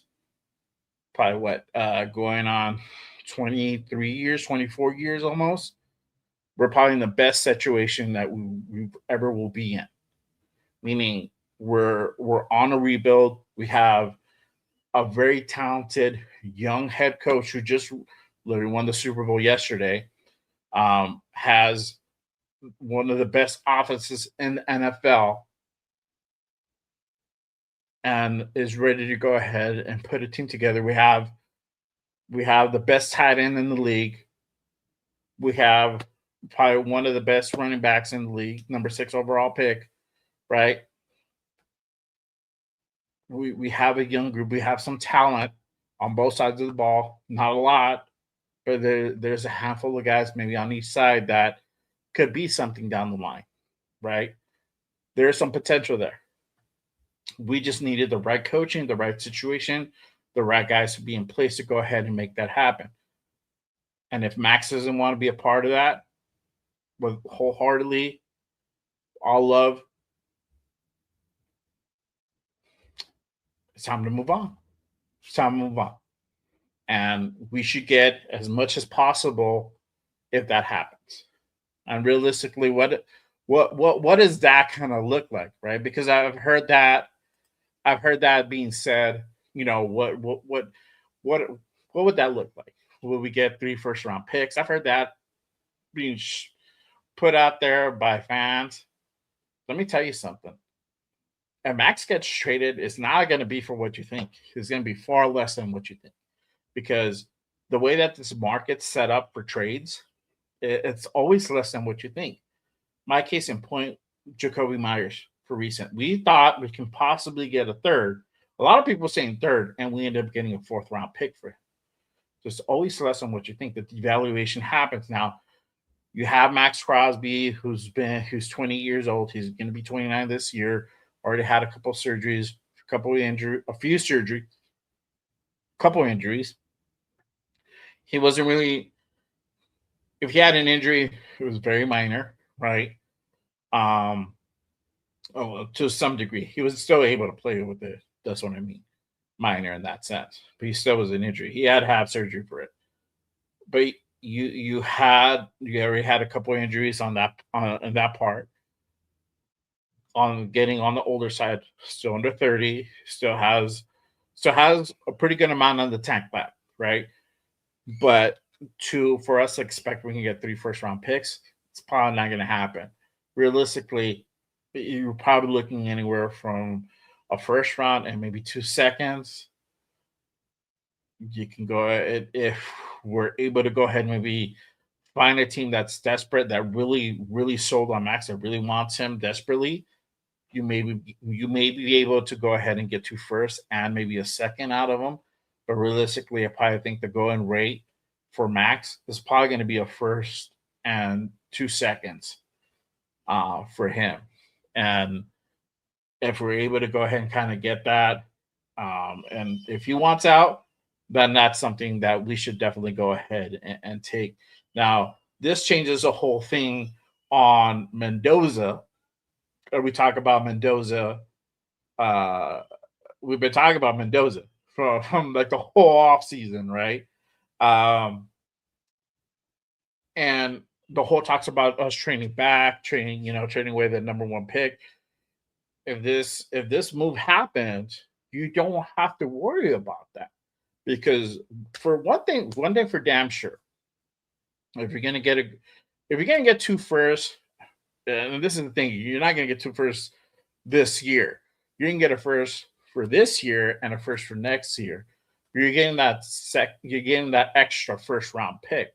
It's probably gonna be on the lower end, meaning on the later rounds,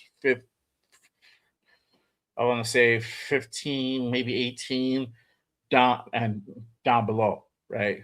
15, 8. Let's say 15. Let's just keep it even. 15 to 32, anywhere in between that range, right? It's not going to be a top 10 pick. I'll be surprised if it is. If it is, that we fucking lucked out. But if it ain't, that's what it's going to look like, right? 20th, 24th, 28th, somewhere around there, right? And you could still make a big move, get if you can get a tackle, you can get a center, offensive lineman, if you can go out and get a defensive player, your next wide receiver, yada, yada, you're able to go ahead and do something with that first round pick, right? If you're able to go ahead to get the 2 firsts, so meaning first this year, first next year, now you got something to go ahead and really build with, right? Even if you're getting a first and 2 seconds, and one of those seconds being for this year, you're getting another second round pick. And as you know, that second round is rounds 1 and 2 are going to really be the bread and butter. A lot of dudes are going to be moving. Early round 3 is also going to be thrown in that mix. After that, the talent starts taking a pretty good dive. You'll have some dudes that probably sneak into the 3rd round, like mid to late, and then 4th round. That you'll see some of that talent drop off. Right, it's not as good. 5th and 6th it's not going to be great. You're drafting for depth at that point. So if that happens, just kind of be ready for it. That's all I'm saying. But that's kind of my stance on it. Again, you guys let me know what you guys think about Maxx Crosby. Do you guys, should he stay? Should he go? I should have put a poll for it. I'll put a poll in a second. But does he stay? Does he go? Do you want him to stay? Do you want him to go? What side of the fence are you on? Honestly, for me, there's no wrong answers for this. I think we're in this situation. I think we're at a point with this team and with Maxx Crosby that you can no longer just dismiss that conversation outright. I think the conversation needs to be had, and we're having it now. Whether you're for it or against it, whether you believe he's going to stay or go, you got to have that conversation, because we're at a pretty big fork in the road where a situation like that, if Max departs and you're able to get pretty good compensation for it, could fast track our rebuild. We can, for my guy, Laker Nation, who is saying like it happened in year 1, you got a better shot at now having some things happening year 1 or possibly year 2. It can happen quicker. It's a big thing. You do have to kind of talk about it, and I think he's cognizant of that as well. But yeah, I think having him see a lot of the guys, you got Spillane, you got Chase on, Mumford, a lot of the Mac Hollins that were just played yesterday for the New England Patriots, aka New England Raiders, right? You had these guys play out yesterday. I'm pretty sure you're definitely gonna have some envy, bro. Definitely, you're not gonna be happy about that. You've been in the building with these guys. You're either at the same level or better. He's better than these guys. Of course, he should be like that. Should be me. That should be me. Shout out to my guy Chewy in the building. Appreciate you, my guy, pulling up. He says Max needs to stay. We need vets to train the rookies. Can't have rookies train rookies. Max has a good training system as well. That's facts, bro. 100%. My thing is this. You can also get another vet to come out and do the same thing. I want to put this out there too. Trey Hendricks is going to be available this offseason as well. He's going to be a free agent. Sorry, Trey Hendrickson is going to be a free agent in a few weeks and a month. He's going to go to UDFA. A little bit less than Max on the market value. I think Max is at 30. He's at 25, almost 25 and a half. We know what Trey can do. We know what he can't do. Just saying, that dude's out there as well. Do I want Max to go? No, I don't. I'd rather keep Max. I feel like not only should he deserve to go ahead and enjoy the spoils, but you know, he's like you said, you heard him. He's a leader in the building. The guy, his actions say a lot. They say a lot. And he impacts the game so much for us. And I know Jeff is going to disagree, and that's fine, but he does, and we've seen it. You know, easy getting like 3 or 4 sacks a game. No, he's not, but he's consistent. He's out there.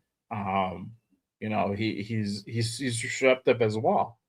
So all that stuff is important as well. So yeah, I if I can help it, I'd rather not. I'd rather not see him go. My guy Rorschach, he says, so pissed. Max is so pissed because Spytech was saving him from himself, and we ended up securing the #1 pick and looking out for the organization. Facts, bro. And that's another thing too that I think that he just doesn't realize, and I think it's just a competitor in him that he just wants to go out there and play and be there for his teammates, that he kind of doesn't see the big picture of it. And this is where and again, we have the conversations and we have these things where you let the GMs manage, and you have to let the players play, coaches coach, because a player is going to be focusing on the game and being there for his teammates and being as productive as possible. Coaches are going to see a bigger picture game wise, the rest of the season now. You have GMs are going to see on a long-term basis, meaning like, what is it? Is this guy going to be able to make it the next 3 years? Forget about just this fucking season. What about next season? What about the season after that? And that's the type of scenarios that we're talking about. It was definitely necessary on multiple aspects, not only just from himself, but we're trying to secure the #1 pick. These were meaningless games that had no impact, no positive impact on our season except negative, right? Meaning if we would have won 2 extra games, we would have not had the first overall pick. Would have probably been number 6, number 8, somewhere around there. If we probably would have won 2 more games. We wouldn't be talking about Fernando Mendoza. Would Klint Kubiak be in the picture? Probably not. That's how impactful,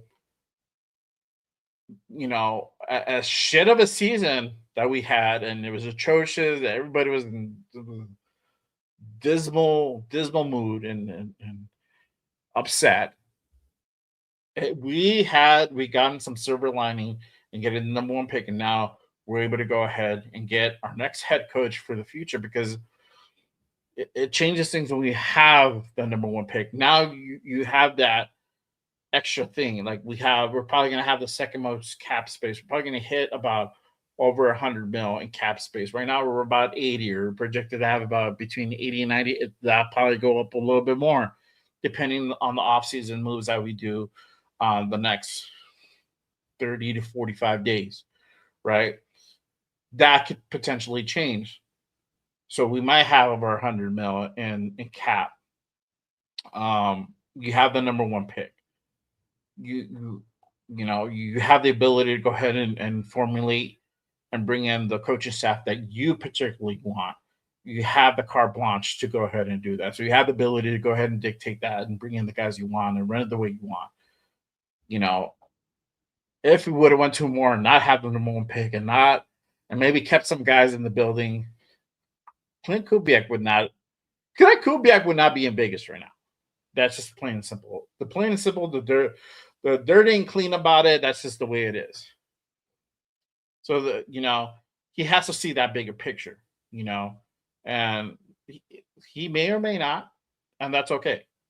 He's a player, and what we need him for is to go out there, give us 110% when he's on the field, and that's it. Be the guy who he is off the field. He's a great guy off the field, and that's it.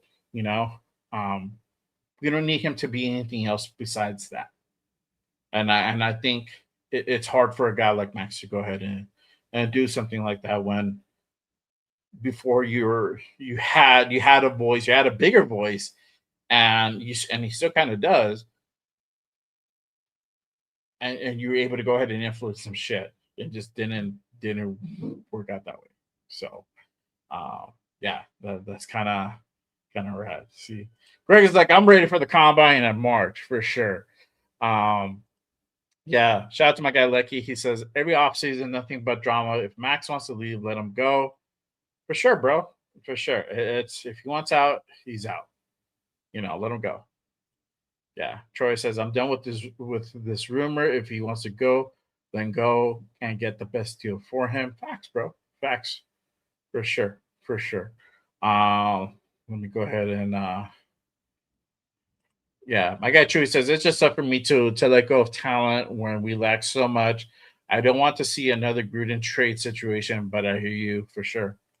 Yeah, bro. And I the whole thing with Gruden and that trade is just, and the way we fucked that up, I get it. But I think this scenario is kind of really different from that moment in time, right? Having Spy being in situations where he's already done it. He did it with Kubiak. He did it in Tampa with Brady. They've won Super Bowls. They've had success. He knows the formula. It's just about him implementing it.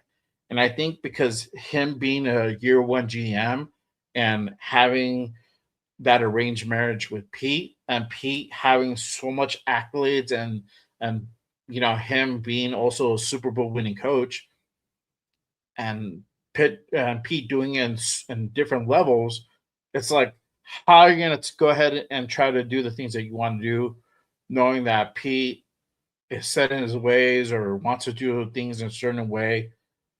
You're not going to get a lot accomplished, right? Because you didn't make that hire. It was just like, hey, we're going to bring in this guy, just to let you know. And it's just like, okay, fine, whatever. So you have that arranged marriage, and we saw the product of that. Now, fast forward, a whole season later, where you have Mark saying, hey, it's going to be John Spytek and Tom Brady leading the surge, and rebuilding this team. They're the guys. You're going to let your GM finally GM. Now you're going to have the ability to go ahead and implement the things you want to go ahead and implement the way that things should be properly done. Because there's some things, honestly, that we shouldn't be fucking saying as fans, like, hey, this is the way you should fucking do it. It should already be done, right? But there's times where we're like, what the fuck is going on? Why are we having to go ahead and play coach all the fucking time on basic shit? That shouldn't be the case, right? Or on certain moves, that shouldn't be the case, right? So we had that all happen. I think this time is different. We had this long, drawn-out process for our head coach. And like I said at the beginning of the show, we thought it was going to go one way at one point. We thought it could go a different way. We even questioned if Kubiak was even going to come, but yet he's here. And, we're like, all right, great. We got that weight lifted off of our shoulders. Now we got to worry about Maxx. Now we got to worry about the draft. Are we going to really go after Mendoza? Are we going to trade back? How is that going to look like? Yada, yada, yada. So all these things, but the thing is that Spytek has done it already. So I was very happy when Spytek got that hire, when we brought him on. I feel this guy was very smart, and you guys can go back to my early lives from last year, and you hear me saying that. I was happy about Pete, but didn't think we're gonna go this way, right? It's just sometimes shit happens like that. Sometimes the game passes us by, and that's the thing with Kubiak. And I'm going to go on my rant for a little bit longer, just a little bit on Kubiak. You're going to see all these guys come in, all these familiar faces, and I think that's going to be a lot on the coaching side. You're going to see some players come in that we're probably going to siphon off some players from the Seahawks. And hey, those are the players you want to fucking get. The guys who just won the fucking Super Bowl, not guys from like 5 years ago that we're questioning whether or not they're so relevant in the league, right?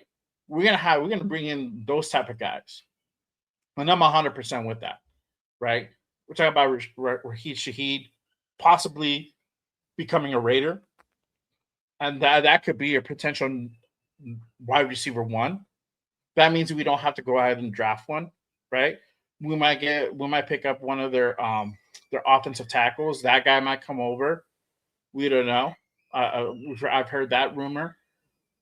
Possibly Kenneth Walker. Kenneth Walker is going to be a free agent this year, but I think if Seattle is smart and John Schneider is smart, he would fucking keep that dude in Seattle. Throw that man a bag. I think he's earned it. He won you a Super Bowl.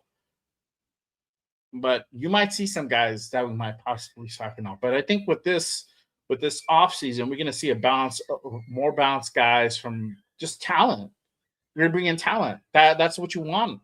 We want to bring in talent. We want to bring guys that are going to fit the system, are going to go ahead and fit, what we're trying to go ahead and build on both sides of the ball. Not just because you're familiar with this fucking guy and he knows how to run your system. It's like, okay, this guy is talented. I want to go ahead and bring him in. I want to see how he does, and he's able to go ahead and adapt. Now, he might be familiar with a similar system. Great. Let me go ahead and work with him on that. And that's the type of shit that we failed to do last year. And that's also why we're in the predicament that we are in now, where we're having 21 guys getting ready to hit free agency. Maybe a handful of guys. So 3 guys, 2 guys, I don't know. Handful. I don't see it being more than 6 guys that we keep out of that 21 bunch. Most of these guys are going to go. And that's fine. Just bring in some other guys, to bring in some new blood, bring in some real talent to go ahead and come in here and upgrade some of these positions and get us back into just being competent. That's what I want. Just have us become competent again, for sure. Let's see here. Shout out to my guy Chewy. He says, I just hit 500 subs. I would love for you to be entered into my giveaway. Hey, bro, appreciate you. Congratulations on hitting 500. Salute to you, man. Hey, yeah, let me know. Let me know what's up, bro. Hit me up offline on Instagram, X. Send me an email, dog. Whatever, man. Hit me up, brother, for sure, man. Congratulations to you and getting 500 subs. Over here, we're on the path of getting 1,500 subs. We're about 50 away. Again, if you guys are new and if you guys are on X, make sure you guys go ahead and jump on over to YouTube. Hit that subscribe, hit those likes, hit that noti for this channel, for this show, and anything coming up Raiders related. You already know I fucking drop. I'll drop shit. Anything credible, I'll go ahead and pass it over either on YouTube or on the other platforms, other social media platforms as well. So make sure you guys hit that like, hit that subscribe, hit that follow on Instagram or X, wherever you're on. Hit that button for sure, 100%. But appreciate you, my guy, Chewy, for sure. DK says, will the Patriots win the Super Bowl next year if they get Maxx Crosby? Which he wants to go to the Patriots. We don't know if he wants to go to the Patriots. He would like the question that was asked is if he could play for like a coach, any coach. Which coach would I would like to play for Mike Grable? That's the type of question that was asked. It wasn't like I want to go play for Mike Grable. It's like whatever makes sense. Now we saw the problems that their offense had. Yesterday's game was. I heard a lot that it was a boring game. It wasn't. If you're a football fan, if you're a football guy, I know what's going on. And it's like it was a defensive battle, and I was like, "Fuck, I'm all for it." You're not going to see a lot of shit happen. Defensively, there was a lot of good plays that were made. Offensively, it looked like shit sometimes, right? But it's just because the defense was that good. And this is the distinction between a guy like Josh McDaniels, a guy like Klint Kubiak. Klint Kubiak was able to go ahead and find a way, was able to go ahead and change up the scheme, change up the system, change up the way that we're operating to go ahead and just free up shit, right? Instead of like trying to, because you got guys jumping routes. We saw that. A couple of guys jumped the routes on the Patriots defensive side of the ball. And we're like, oh shit, what's going on? These guys are ball hawking. These, it's getting intense, right? There might be a turnover possibly going to happen pretty soon, right? And it didn't happen, but it was starting to gear that way.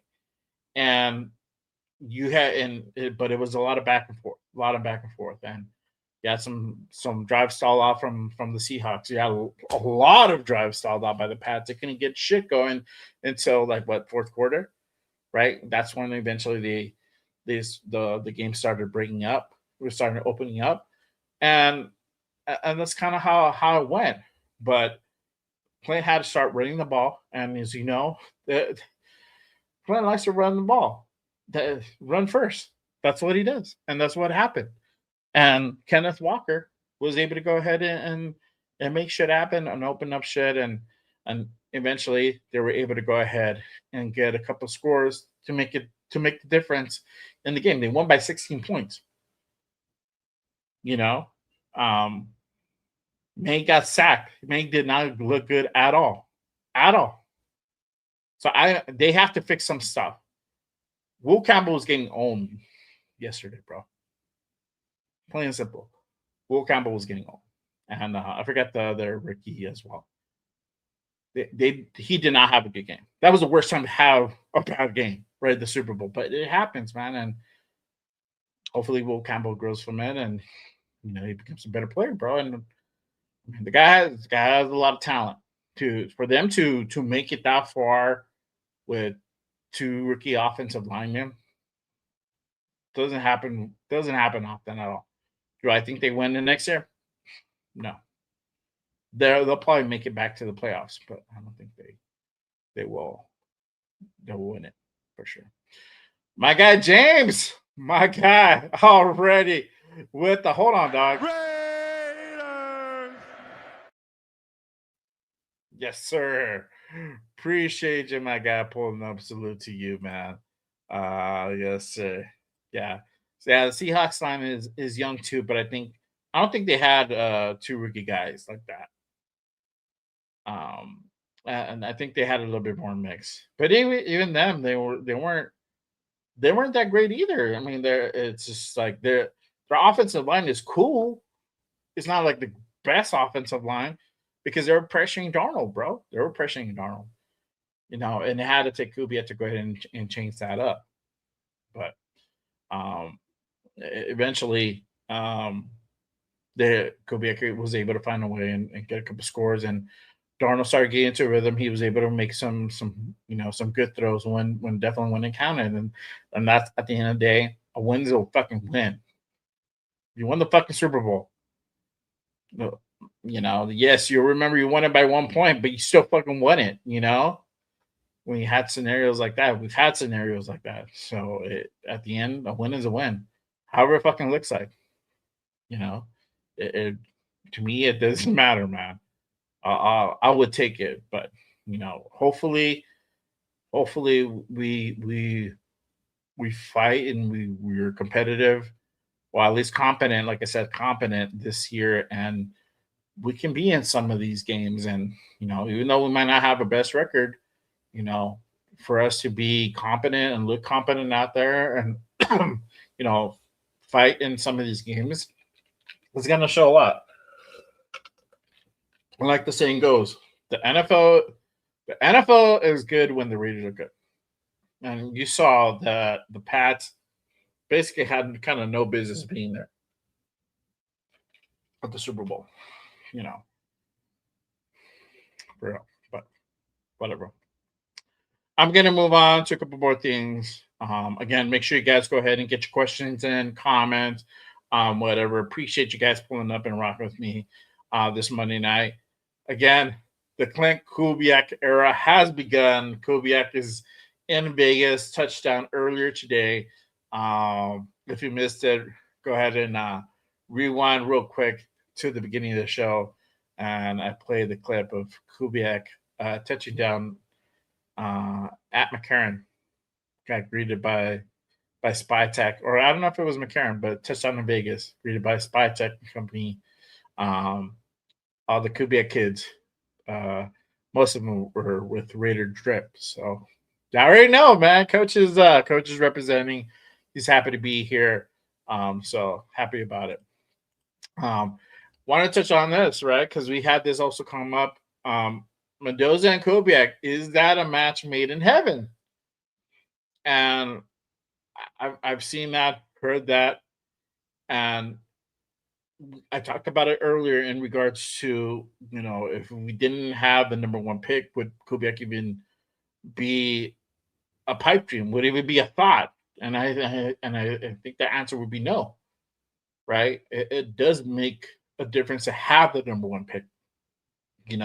Having a situation where you don't have a reliable quarterback, we don't have a franchise quarterback, it makes a big difference. And if you can go out and get a guy who is probably the best pro-ready quarterback, well, he's probably the only pro-ready quarterback in this draft class, but shows a lot of potential in being something really, really, really good or really great down the line, right? Or really soon. You don't know. We don't know. But a lot of those signs point to yes. And that's the thing, Kubiak and Mendoza, that pairing, if there was any coach that would benefit Fernando Mendoza or will complement Fernando Mendoza, would be Klint Kubiak, because Klint runs a very similar style and RPO. Not as much as you think, but it's similar to an RPO style like Fernando Mendoza is used to doing. And having a guy like Fernando, the way he's zeroed in and just becoming the best version of himself and literally drilling down, getting locked in and doing what he has to go ahead and do to make that happen is a very, very good attribute to have. And there's other things as well. Their faith is very much aligned and whatnot. So you have that aspect, right? You have that aspect where this kid is not easily pulled into the limelight normally, like by other people, by other players. We see that happen. So having this talent like Fernando Mendoza and pairing that up with an offensive guru like Klint Kubiak, you're gonna see some things happen, and it's gonna be we have some questions raised, right? We're gonna have, most likely in all purposes, it's probably gonna be Fernando Mendoza that we get at number one. The realistic likelihood of us trading back is very small. And I go back to what I always say. At this point, they have to find a reason why they shouldn't draft Fernando Mendoza. I think that's where SpyTech Brady and now Klint Kubiak really need to go ahead and have a very long and intimate conversation in regards to Fernando Mendoza. Is this the kid that we want to go ahead and make our franchise quarterback for the future, right? And I think they have a general consensus of yes, but I think they have to go ahead and really hey, we have the number one pick. This can literally make the franchise here, Is this a kid that we need to go ahead and put behind center? That's kind of where we're at. And then what's our game plan for that? Are you going to go ahead and if he is, are you going to start him right away? Do you plan to sit him? Tom Brady's point of view on this matter. We haven't really heard Klint Kubiak's, right? Is Klint going to go ahead and put him to start right away? Are we going to have a bridge quarterback? These are the questions that are going to go ahead and transpire over the next few months. This is not going to be the next couple months until the draft. This is going to happen after that. This is the key indicator that will tell us right away whether or not Mendoza sits or plays, is if we go out and get a bridge quarterback. That'll be the telltale sign. How long? That's going to be the question. That's going to be another question, whether it's going to be 6 months, whether you're going to go ahead and send him for a full year and then let him start the following year. Right? Or let him sit for however long and just let him learn. Right? There's so many ways that you can go ahead and go about it. My take, it's always beneficial if you can go ahead and sit a rookie quarterback for a certain amount of time. I wouldn't have him sit too long, but I would definitely have him sit, whether it's going to be half a season, it's going to be a full season. I would rather do that. Now, would I be upset if they go, hey, we're going to start Mendoza week 1? Cool. Let's do it. Let's rock. Because I feel very, very confident with Klint Kubiak at the helm, running plays and being able to go ahead and protect a guy like Fernando Mendoza and not fuck up his confidence, because that is so important. You have to be able to go ahead and make sure you keep that confidence and build their confidence, because that we see examples. Bryce Young examples. Caleb Williams. A lot of it with Caleb was coaching, but it did fracture probably some of his confidence. Right? The kid has fucking talent up the wazoo. And, we saw that happen in the playoffs this year, but, that could have gone wrong so many ways, and it didn't. And Bears were able to go ahead and excuse me, do it the right way. And they brought in Ben Johnson and whatnot. Right. So protecting a young quarterback's confidence and psyche is so important. Another key indicator is also, look, I was going to say another key indicator is us building the line, but that has to be done regardless of what. If you want to go ahead and be competitive, and I hate using that word now because I think P killed that fucking word for us. If you want to be relevant and competent, I'm sorry, I'm going to bring that word now, competent. If you want to look good out there, you have to go ahead and have a good offensive line. Right. And whatever way you want to go ahead and emphasize that. And we saw, the Pats offensive line is not dog shit because they made it to the Super Bowl. They didn't play great during the playoffs, but they did enough to make it to the Super Bowl. There were enough. They were good enough to go ahead and get to that point. It's just that it's a matter of fact, you can only get so far with your rookies, and we just saw the byproduct of that. But going to year 2, we're probably going to go ahead and see these guys become even better, and that's the thing. There might be some tweaks. Drake may either rise or fall from this loss. We'll see. Whatever. That's a whole other team. We're done with them. They're done. I'm done with them. Whatever. Right? But I don't even think we see them next year. I forgot the schedule. But hey, you still got to build the line. But either way, whether Mendoza starts or sits, I think this is probably a great pairing. And knowing that Klint's going to be here 5 years, like I said, probably no less than 3 for sure. You got to give him time to cook. Hold on. Let me say it again. Got to give that time. Got to give time to cook, and then he's gonna say, "Want to cook?" That damn man cook. you'll have a guy like Fernando Mendoza at your disposal where you can go ahead and plug in, and it's probably going to be a beautiful thing. So we'll see. Shout out to my guy Hummer. He says, one thing I like about Kubiak is he makes good mid-game adjustments. Many don't. Like Carroll, I have to watch the tape and see. And again, it's just differences in coaching, bro. Differences, different eras, different things, different way they operate.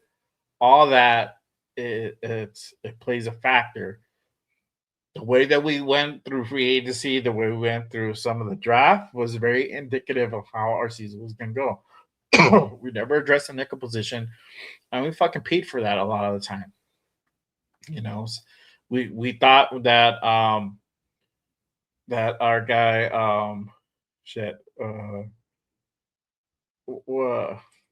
what's his name? I forget his name. Paul Mao, Isaiah Paul Mao could play free safety. He was fucking wrong about that. Why are you gonna play this guy? A lot of dudes are getting played out of position, and that's the difference in coaching. It's just, I think, Pete just was done. I think Pete's done. Pete was done. So I don't know. Shout out to my guy James. He says Pickett still in team. If he is, do you think Mendoza is going to get 15? He is. Well, he's still going to be on the team. I think we got him for 1 year. Oh yeah, we did get him for 1 year. We only got him for 1 year, so he's still technically on the team, but he's going to be free agent when free agency starts on March 11th. So he's going to get 15. I doubt Kenny Pickett sticks around, and if he does, I'm pretty sure he's going to have to give up that 1-5, bro, for sure, 100%. Yeah, see, he's a free agent, yeah, for sure. Shout out to my guy Hummer. He says, in my opinion, they draft Mendoza, sit at first, play Gino. Once they see O-line is secure enough not to run Mendoza, you get some point of time. At some point, Gino crashes and bring him in. I'm gonna say this, dog. Hate to burst your bubble, but Gino says I highly doubt Gino stays. And I know Klint likes Gino, and that's great. But he knows what time it is. Yes, Gino's still under contract for like another year. But I think at this point and at this road, path in the road, I think that relationship between this team and Gino is done. He unfollowed us from all the social media. He let us know what he thinks about us. But aside from that, the gameplay was just detrimental. With Gino, it's 100%. It's almost 100% mental with Gino, right? The skill factor, he has some skill. It's not like he's just straight, complete fucking utter shit. He plays like utter shit a lot of the time, but there's some skill, there's some talent there. He still has some things. When he's good, he's good. He's not great, but he's good.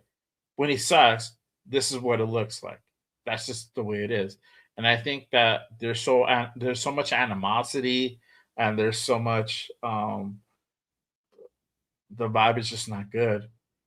You don't want to keep a guy like Gino in the building where he can potentially poison the well and poison a guy like Fernando Mendoza, where there's some bitterness that he has towards his fan base, towards his team. A lot of criticism was dished out by a lot of people, not just, podcast guys or content creators or whatever, as in the media too, mainstream media, criticized Geno Smith. I don't know. I think he led the league. I think he ended up leading the league in interceptions. This just was not a good marriage, bro. So I don't see him here in a couple of months, in a month. I think we cut ties, bro. So whoever comes in, whether like where's the flag says Kirk Cousins starting the season for me, Whether it's him, whether it's another guy, I don't know.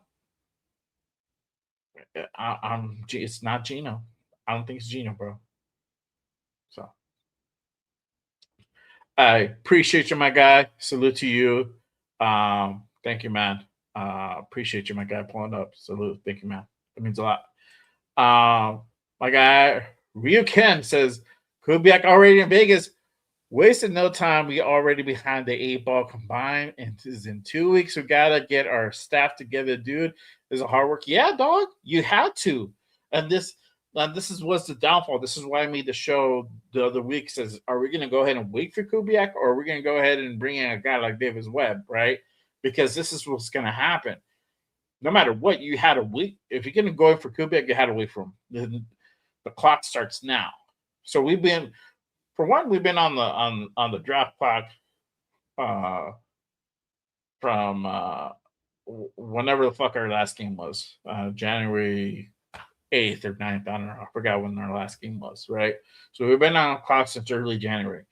Now we're on the clock to try to go ahead and get a staff together, get ready for the combine, get ready for free agency. Most important thing is free agency. I know the combine's there, but you have Kubiak. Spytek has scouts that are going to be out there. They're going to be there. They're going to be, watching. Spy's going to be there. Now that he already took care of the biggest thing that he had to take care of, you got to worry about that. But you really do need Kubiak out there on his eyes to see if the guys are going to be out there, and it takes, no matter what, if you're out there, but you're still having to go ahead and do some other stuff while you're out there and now have your full 100% focus on evaluating guys, it takes away. And this is, again, takes away from evaluating talent. It takes away a little bit of the focus. It does. Are we gonna have this problem next year? No, we're not. Because if a couple of coaches don't work out, you're filling 1 or 2 positions as opposed to like 10, 15, 20 positions. It's a big thing because most of the guys already got clipped. There's only a handful of guys that still remain from the old regime, and who knows what's going to happen there? Are these guys going to stay, or are they going to go? We don't know, right? But let's say they all go. So now you got to go ahead and fill up your whole coaching staff. It's a big task. It takes away. So you're right. We're on the 8 ball. We're behind the 8 ball. We got to get our shit together. And a lot of coaches expect a lot of names to come out. Probably by the end of the week, or for sure next week, you're gonna start seeing names just fly out the handle. We'll do a show. I'll do a show. We'll talk about it. We'll go ahead and go into the coachings and stuff like that. Carl Scott, like I said earlier, could be a guy that he brings over. The current defensive coordinator could be a possibility as well. Aiden Gerard. I think I said it right. I might have fucked that up. He may could stay with Mike McDonald. I don't know. We'll see what happens, right? But yeah, be on the lookout. Hope you're right. Hope you're tight that Gino is gone. I think so, bro. I think that's kind of the thing. It's a thing you have to do, bro, because it's just the animosity. It's so much, bro. You can't. You can poison the well. It could be equally as bad as hurting your guys' confidence as well. It's a real thing, bro. We saw that in DeMonte, bro.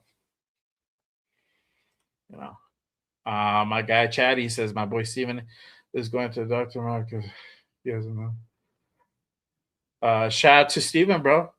He has an unknown illness. Give him a shout out. Yeah, man. Shout out to him. Hopefully everything's good, man. Prayers to him. Everything checks out. The doctor is always a scary time, bro. I gotta go and do all that stuff myself, man. I gotta go check up, bro. It's been a long time. My guy James, he says, if we sit Mendoza for Gino for a year, at least we suck again and Gino takes all the bums. We get another top 3 pick, yeah. But you're risking poisoning the well, bro. I'm gonna just leave it at that. I would not do it. I agree with you saying Mendoza. I just don't think Gino should be the guy. I think you just need to move. It's in relation to a cap hit. It's almost a drop in the bucket, and you get to go ahead and move a toxic piece out of the building. Lecky says, shout out to my guy Lecky. He says, I just don't know why fans want to sit Mendoza for a year. I'd rather play him develop through his rookie mistakes. No more of these bridge QBs. What's the point of drafting if they don't play? That's also a right point. That's a good point too, bro. I don't not disagree with that either. I feel confident with what you said because we have Kubiak here. If it was a different coach, I probably would not agree with you on that. And that's just because the way that Kubiak has his offense, the way he's able to work with these quarterbacks, all that. We saw what he did with Sam Darnold. We knew the issues that Sam Darnold had, and he was able to overcome them.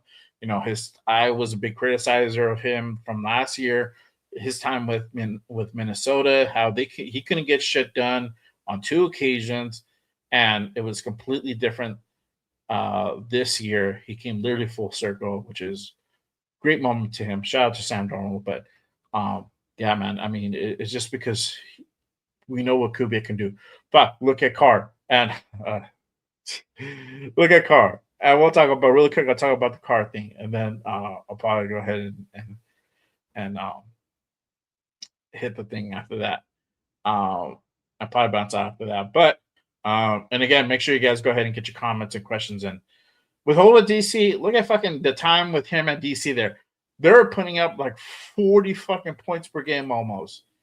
They're fucking shit up. And that is all Klint Kubiak. And he was just able to utilize Derek Carr the right fucking way, right? And then up until the point he got hurt. So that goes to show. Now, I'm going to go ahead and address this, right? Yeah, Jana Cut is on ties. He's gone, yeah.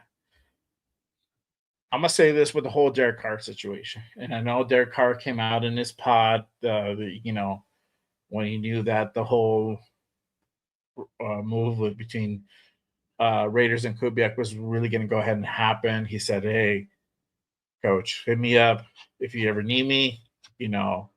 I'll come and run.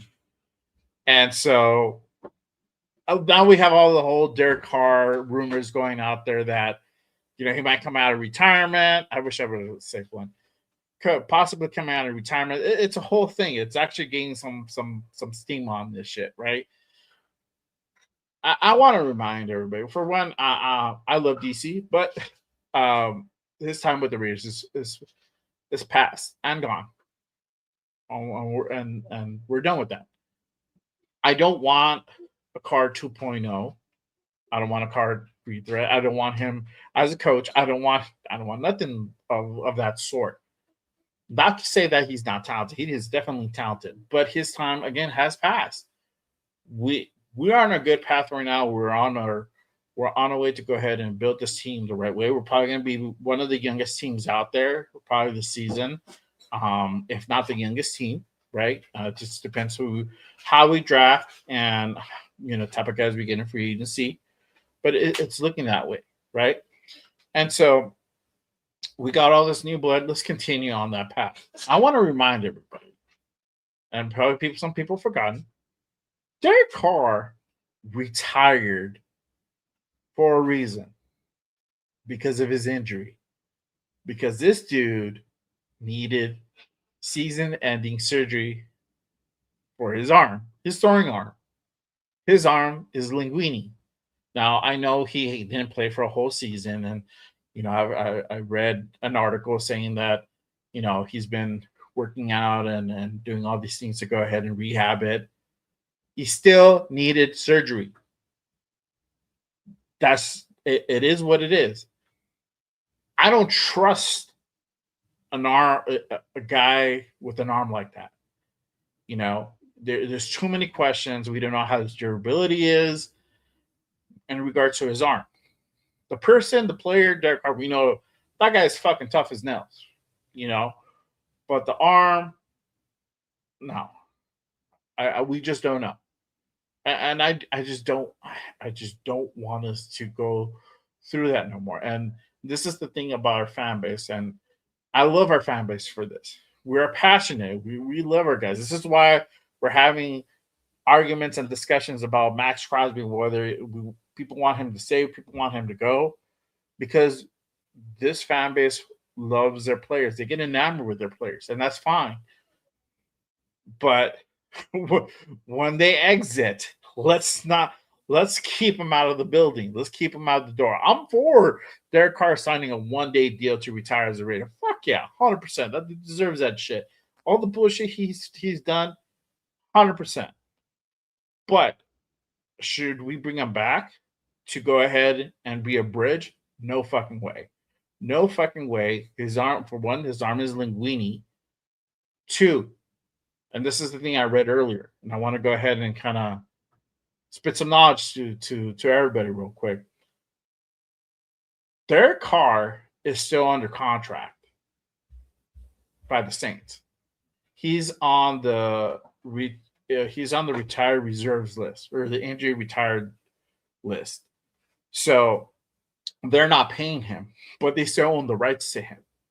So if he were to come back and say, hey, I want to play this year. Okay, Dr. Son, I'm good. Right. All right, cool.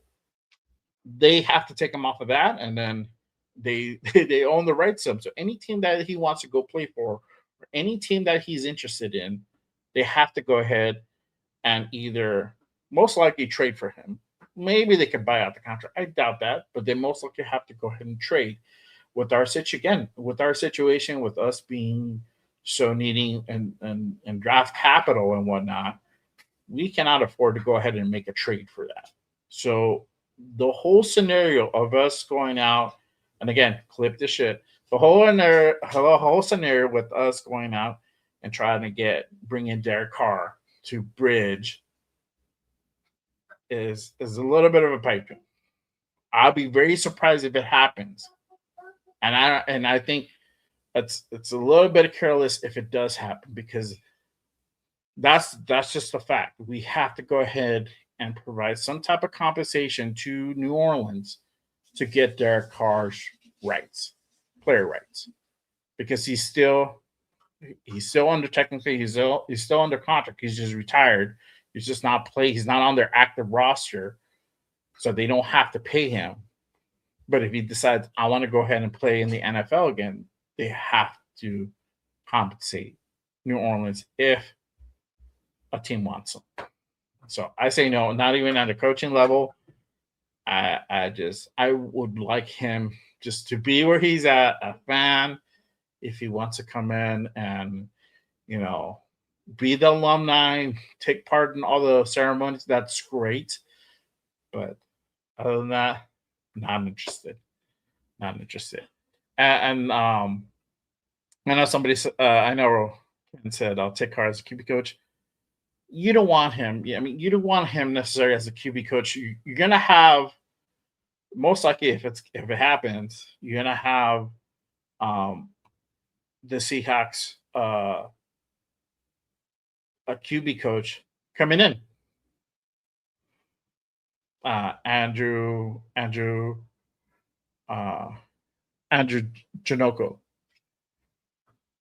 Who's the best guy to work with your quarterback? That dude. That dude just won the Super Bowl along with Klint. Two of the best guys to go ahead and work with you. That's the guy that you want in the building. That's the guy you want developing a guy like Fernando Mendoza. And I'll just leave it at that, y'all. I'll just leave it at that. And that's the rumor. I kind of forgot, and I brought it up, and I'm like, okay, I got to address the DC rumors out there, and it's highly unlikely if that does come to fruition. So, but go Google it. He's still under there. New Orleans still owns the rights to him. So, yeah. Shout out to Hummer. He says DC4 might come here just to retire a Raider. He won't actually play here, but him signing so that he can retire a Raider and acting like he could play could be some funny chess move Yeah, bro, I'm okay with that. Like, that's cool. Like, he deserves that, bro. We'll throw him a parade, dog, down fucking Las Vegas Boulevard, whatever, bro. Like, he should be celebrated for sure. Should he play for the Raiders again? He should not. Let that man be. Go ahead and retire, dog. Enjoy retirement. You're doing a great podcast with you and your brother, David. Keep doing that. Keep doing that, my guy. Just your time with the Raiders is done. I think that the whole thing that where we're so still on Derek Carr is just didn't leave gracefully, and that sucks. He deserved better, and unfortunately, he got the Josh McDummy treatment, and that's not cool. But yeah, see, our fan base loves a pass. They don't want to let go. Yeah, and this is the thing, gotta let go. And same applies to Max. And fuck, it sucks, bro, because I'm gonna have to fucking shelf those jerseys if it does happen. But hey, it is what it is. And if it does happen, he wants out, or even if he doesn't say he wants out and it just happens, it most likely happened because that's the thing that he wanted to happen. And like I said, Spy Tech will go ahead and take the blame for it. It will say whatever spiel to go ahead and fit the narrative that it was the benefit for the team, and it would be for the benefit of the team. It would be lying, but he just wanted to let it be known that it came for fucking Max. That's just it. So, hey, it's all good. Whatever happens, but whatever moves happen, I'm all for it. Again, we should see coaches being hired really quick within the next 2 weeks or less. You'll see names pop up right away. I think Kubiak will probably go back to Seattle with the fam to go ahead and do the whole parade thing and celebrate, for another day. But, he has a big task at hand, and putting out this coaching roster, and then, focusing on the combine, then free agency, then you got pro days, then you got the draft. And then after that, you got to get ready for OTAs, for rookie OTAs. Then we get early OTAs because he's going to be a rookie coach, a new head coach. So you get early trainings as well. You get like early OTAs or something like that. So there'll be that. So there'll be a lot of stuff that happens in this offseason, and it'll be great. So yeah. Other than that, guys, that's pretty much it. I haven't done a mock. That'll probably be coming in the next few weeks. Probably even sooner than that. Again, just want to see kind of the coaching hires, and again, that also will dictate kind of how we're going to go about this free agency and this draft. So be on the lookout. We'll do some mock drafts. I'll probably do a couple, and I'll just share some with you. We shared some on Wednesday on the Connection Show. That was fun. So we'll have some of that coming as well. So stay tuned. Really quick, another order of business. So the presser, there's a presser for Kubiak that is set up for tomorrow at 11 a.m. Pacific. That's when they'll officially introduce Klint Kubiak as our next head coach. I should probably try to do a live either right before so that we can watch that together, or after the presser. I'll go ahead and try to jump on for a little bit. We'll just go ahead and go over everything as far as the presser and how that looks like and whatnot and everything he said. So make sure, again, turn on notifications, hit those likes, hit that subscribe button if you're new, especially if you're over on X. Hit that subscribe, jump on over, be a part of the chat. Let me go ahead and pull that up real quick. Place that again on the chat on X. Salute to everybody. We have about 40 over on X. Salute to you guys. Appreciate you guys rocking with me on this Monday night. Head on over, hit that subscribe, hit those likes on this channel on YouTube. It really does help to go ahead and support the show. I hope you guys were entertained today. I tried to make this entertaining at the get-go. If you guys missed the intro, go back, watch it. It is a little bit of a show, so I hope you guys like it. But yeah, make sure you guys hit that like, hit that subscribe button on this channel, hit that notification, as I plan to go live sometime early tomorrow during the presser for Klint Kubiak as our next head coach. The time has come. The time has started. The Kubiak era has officially begun. We are now on the path back to greatness, you guys, for sure. And I know this gets thrown around a lot. Trust the process. And I think the process this time will look so much better, so much different than in previous years. We won't have to go ahead and I don't think we'll have to scratch our heads as much anymore on some of these off-season moves that happen. But of course, we'll wait and see. But yeah, again, appreciate you guys. Salute to everybody who pulled up to the if you guys were just spectating, hey, salute to you guys. Appreciate y'all. I will see you guys tomorrow for, again, the Kubiak presser that is scheduled for 11 a.m. Pacific, live from headquarters out in Henderson. We're going to go ahead and do the damn thing. We'll talk about it. But again, appreciate you guys. I'll see y'all next time tomorrow. Always remember, just Raiders, baby. Peace.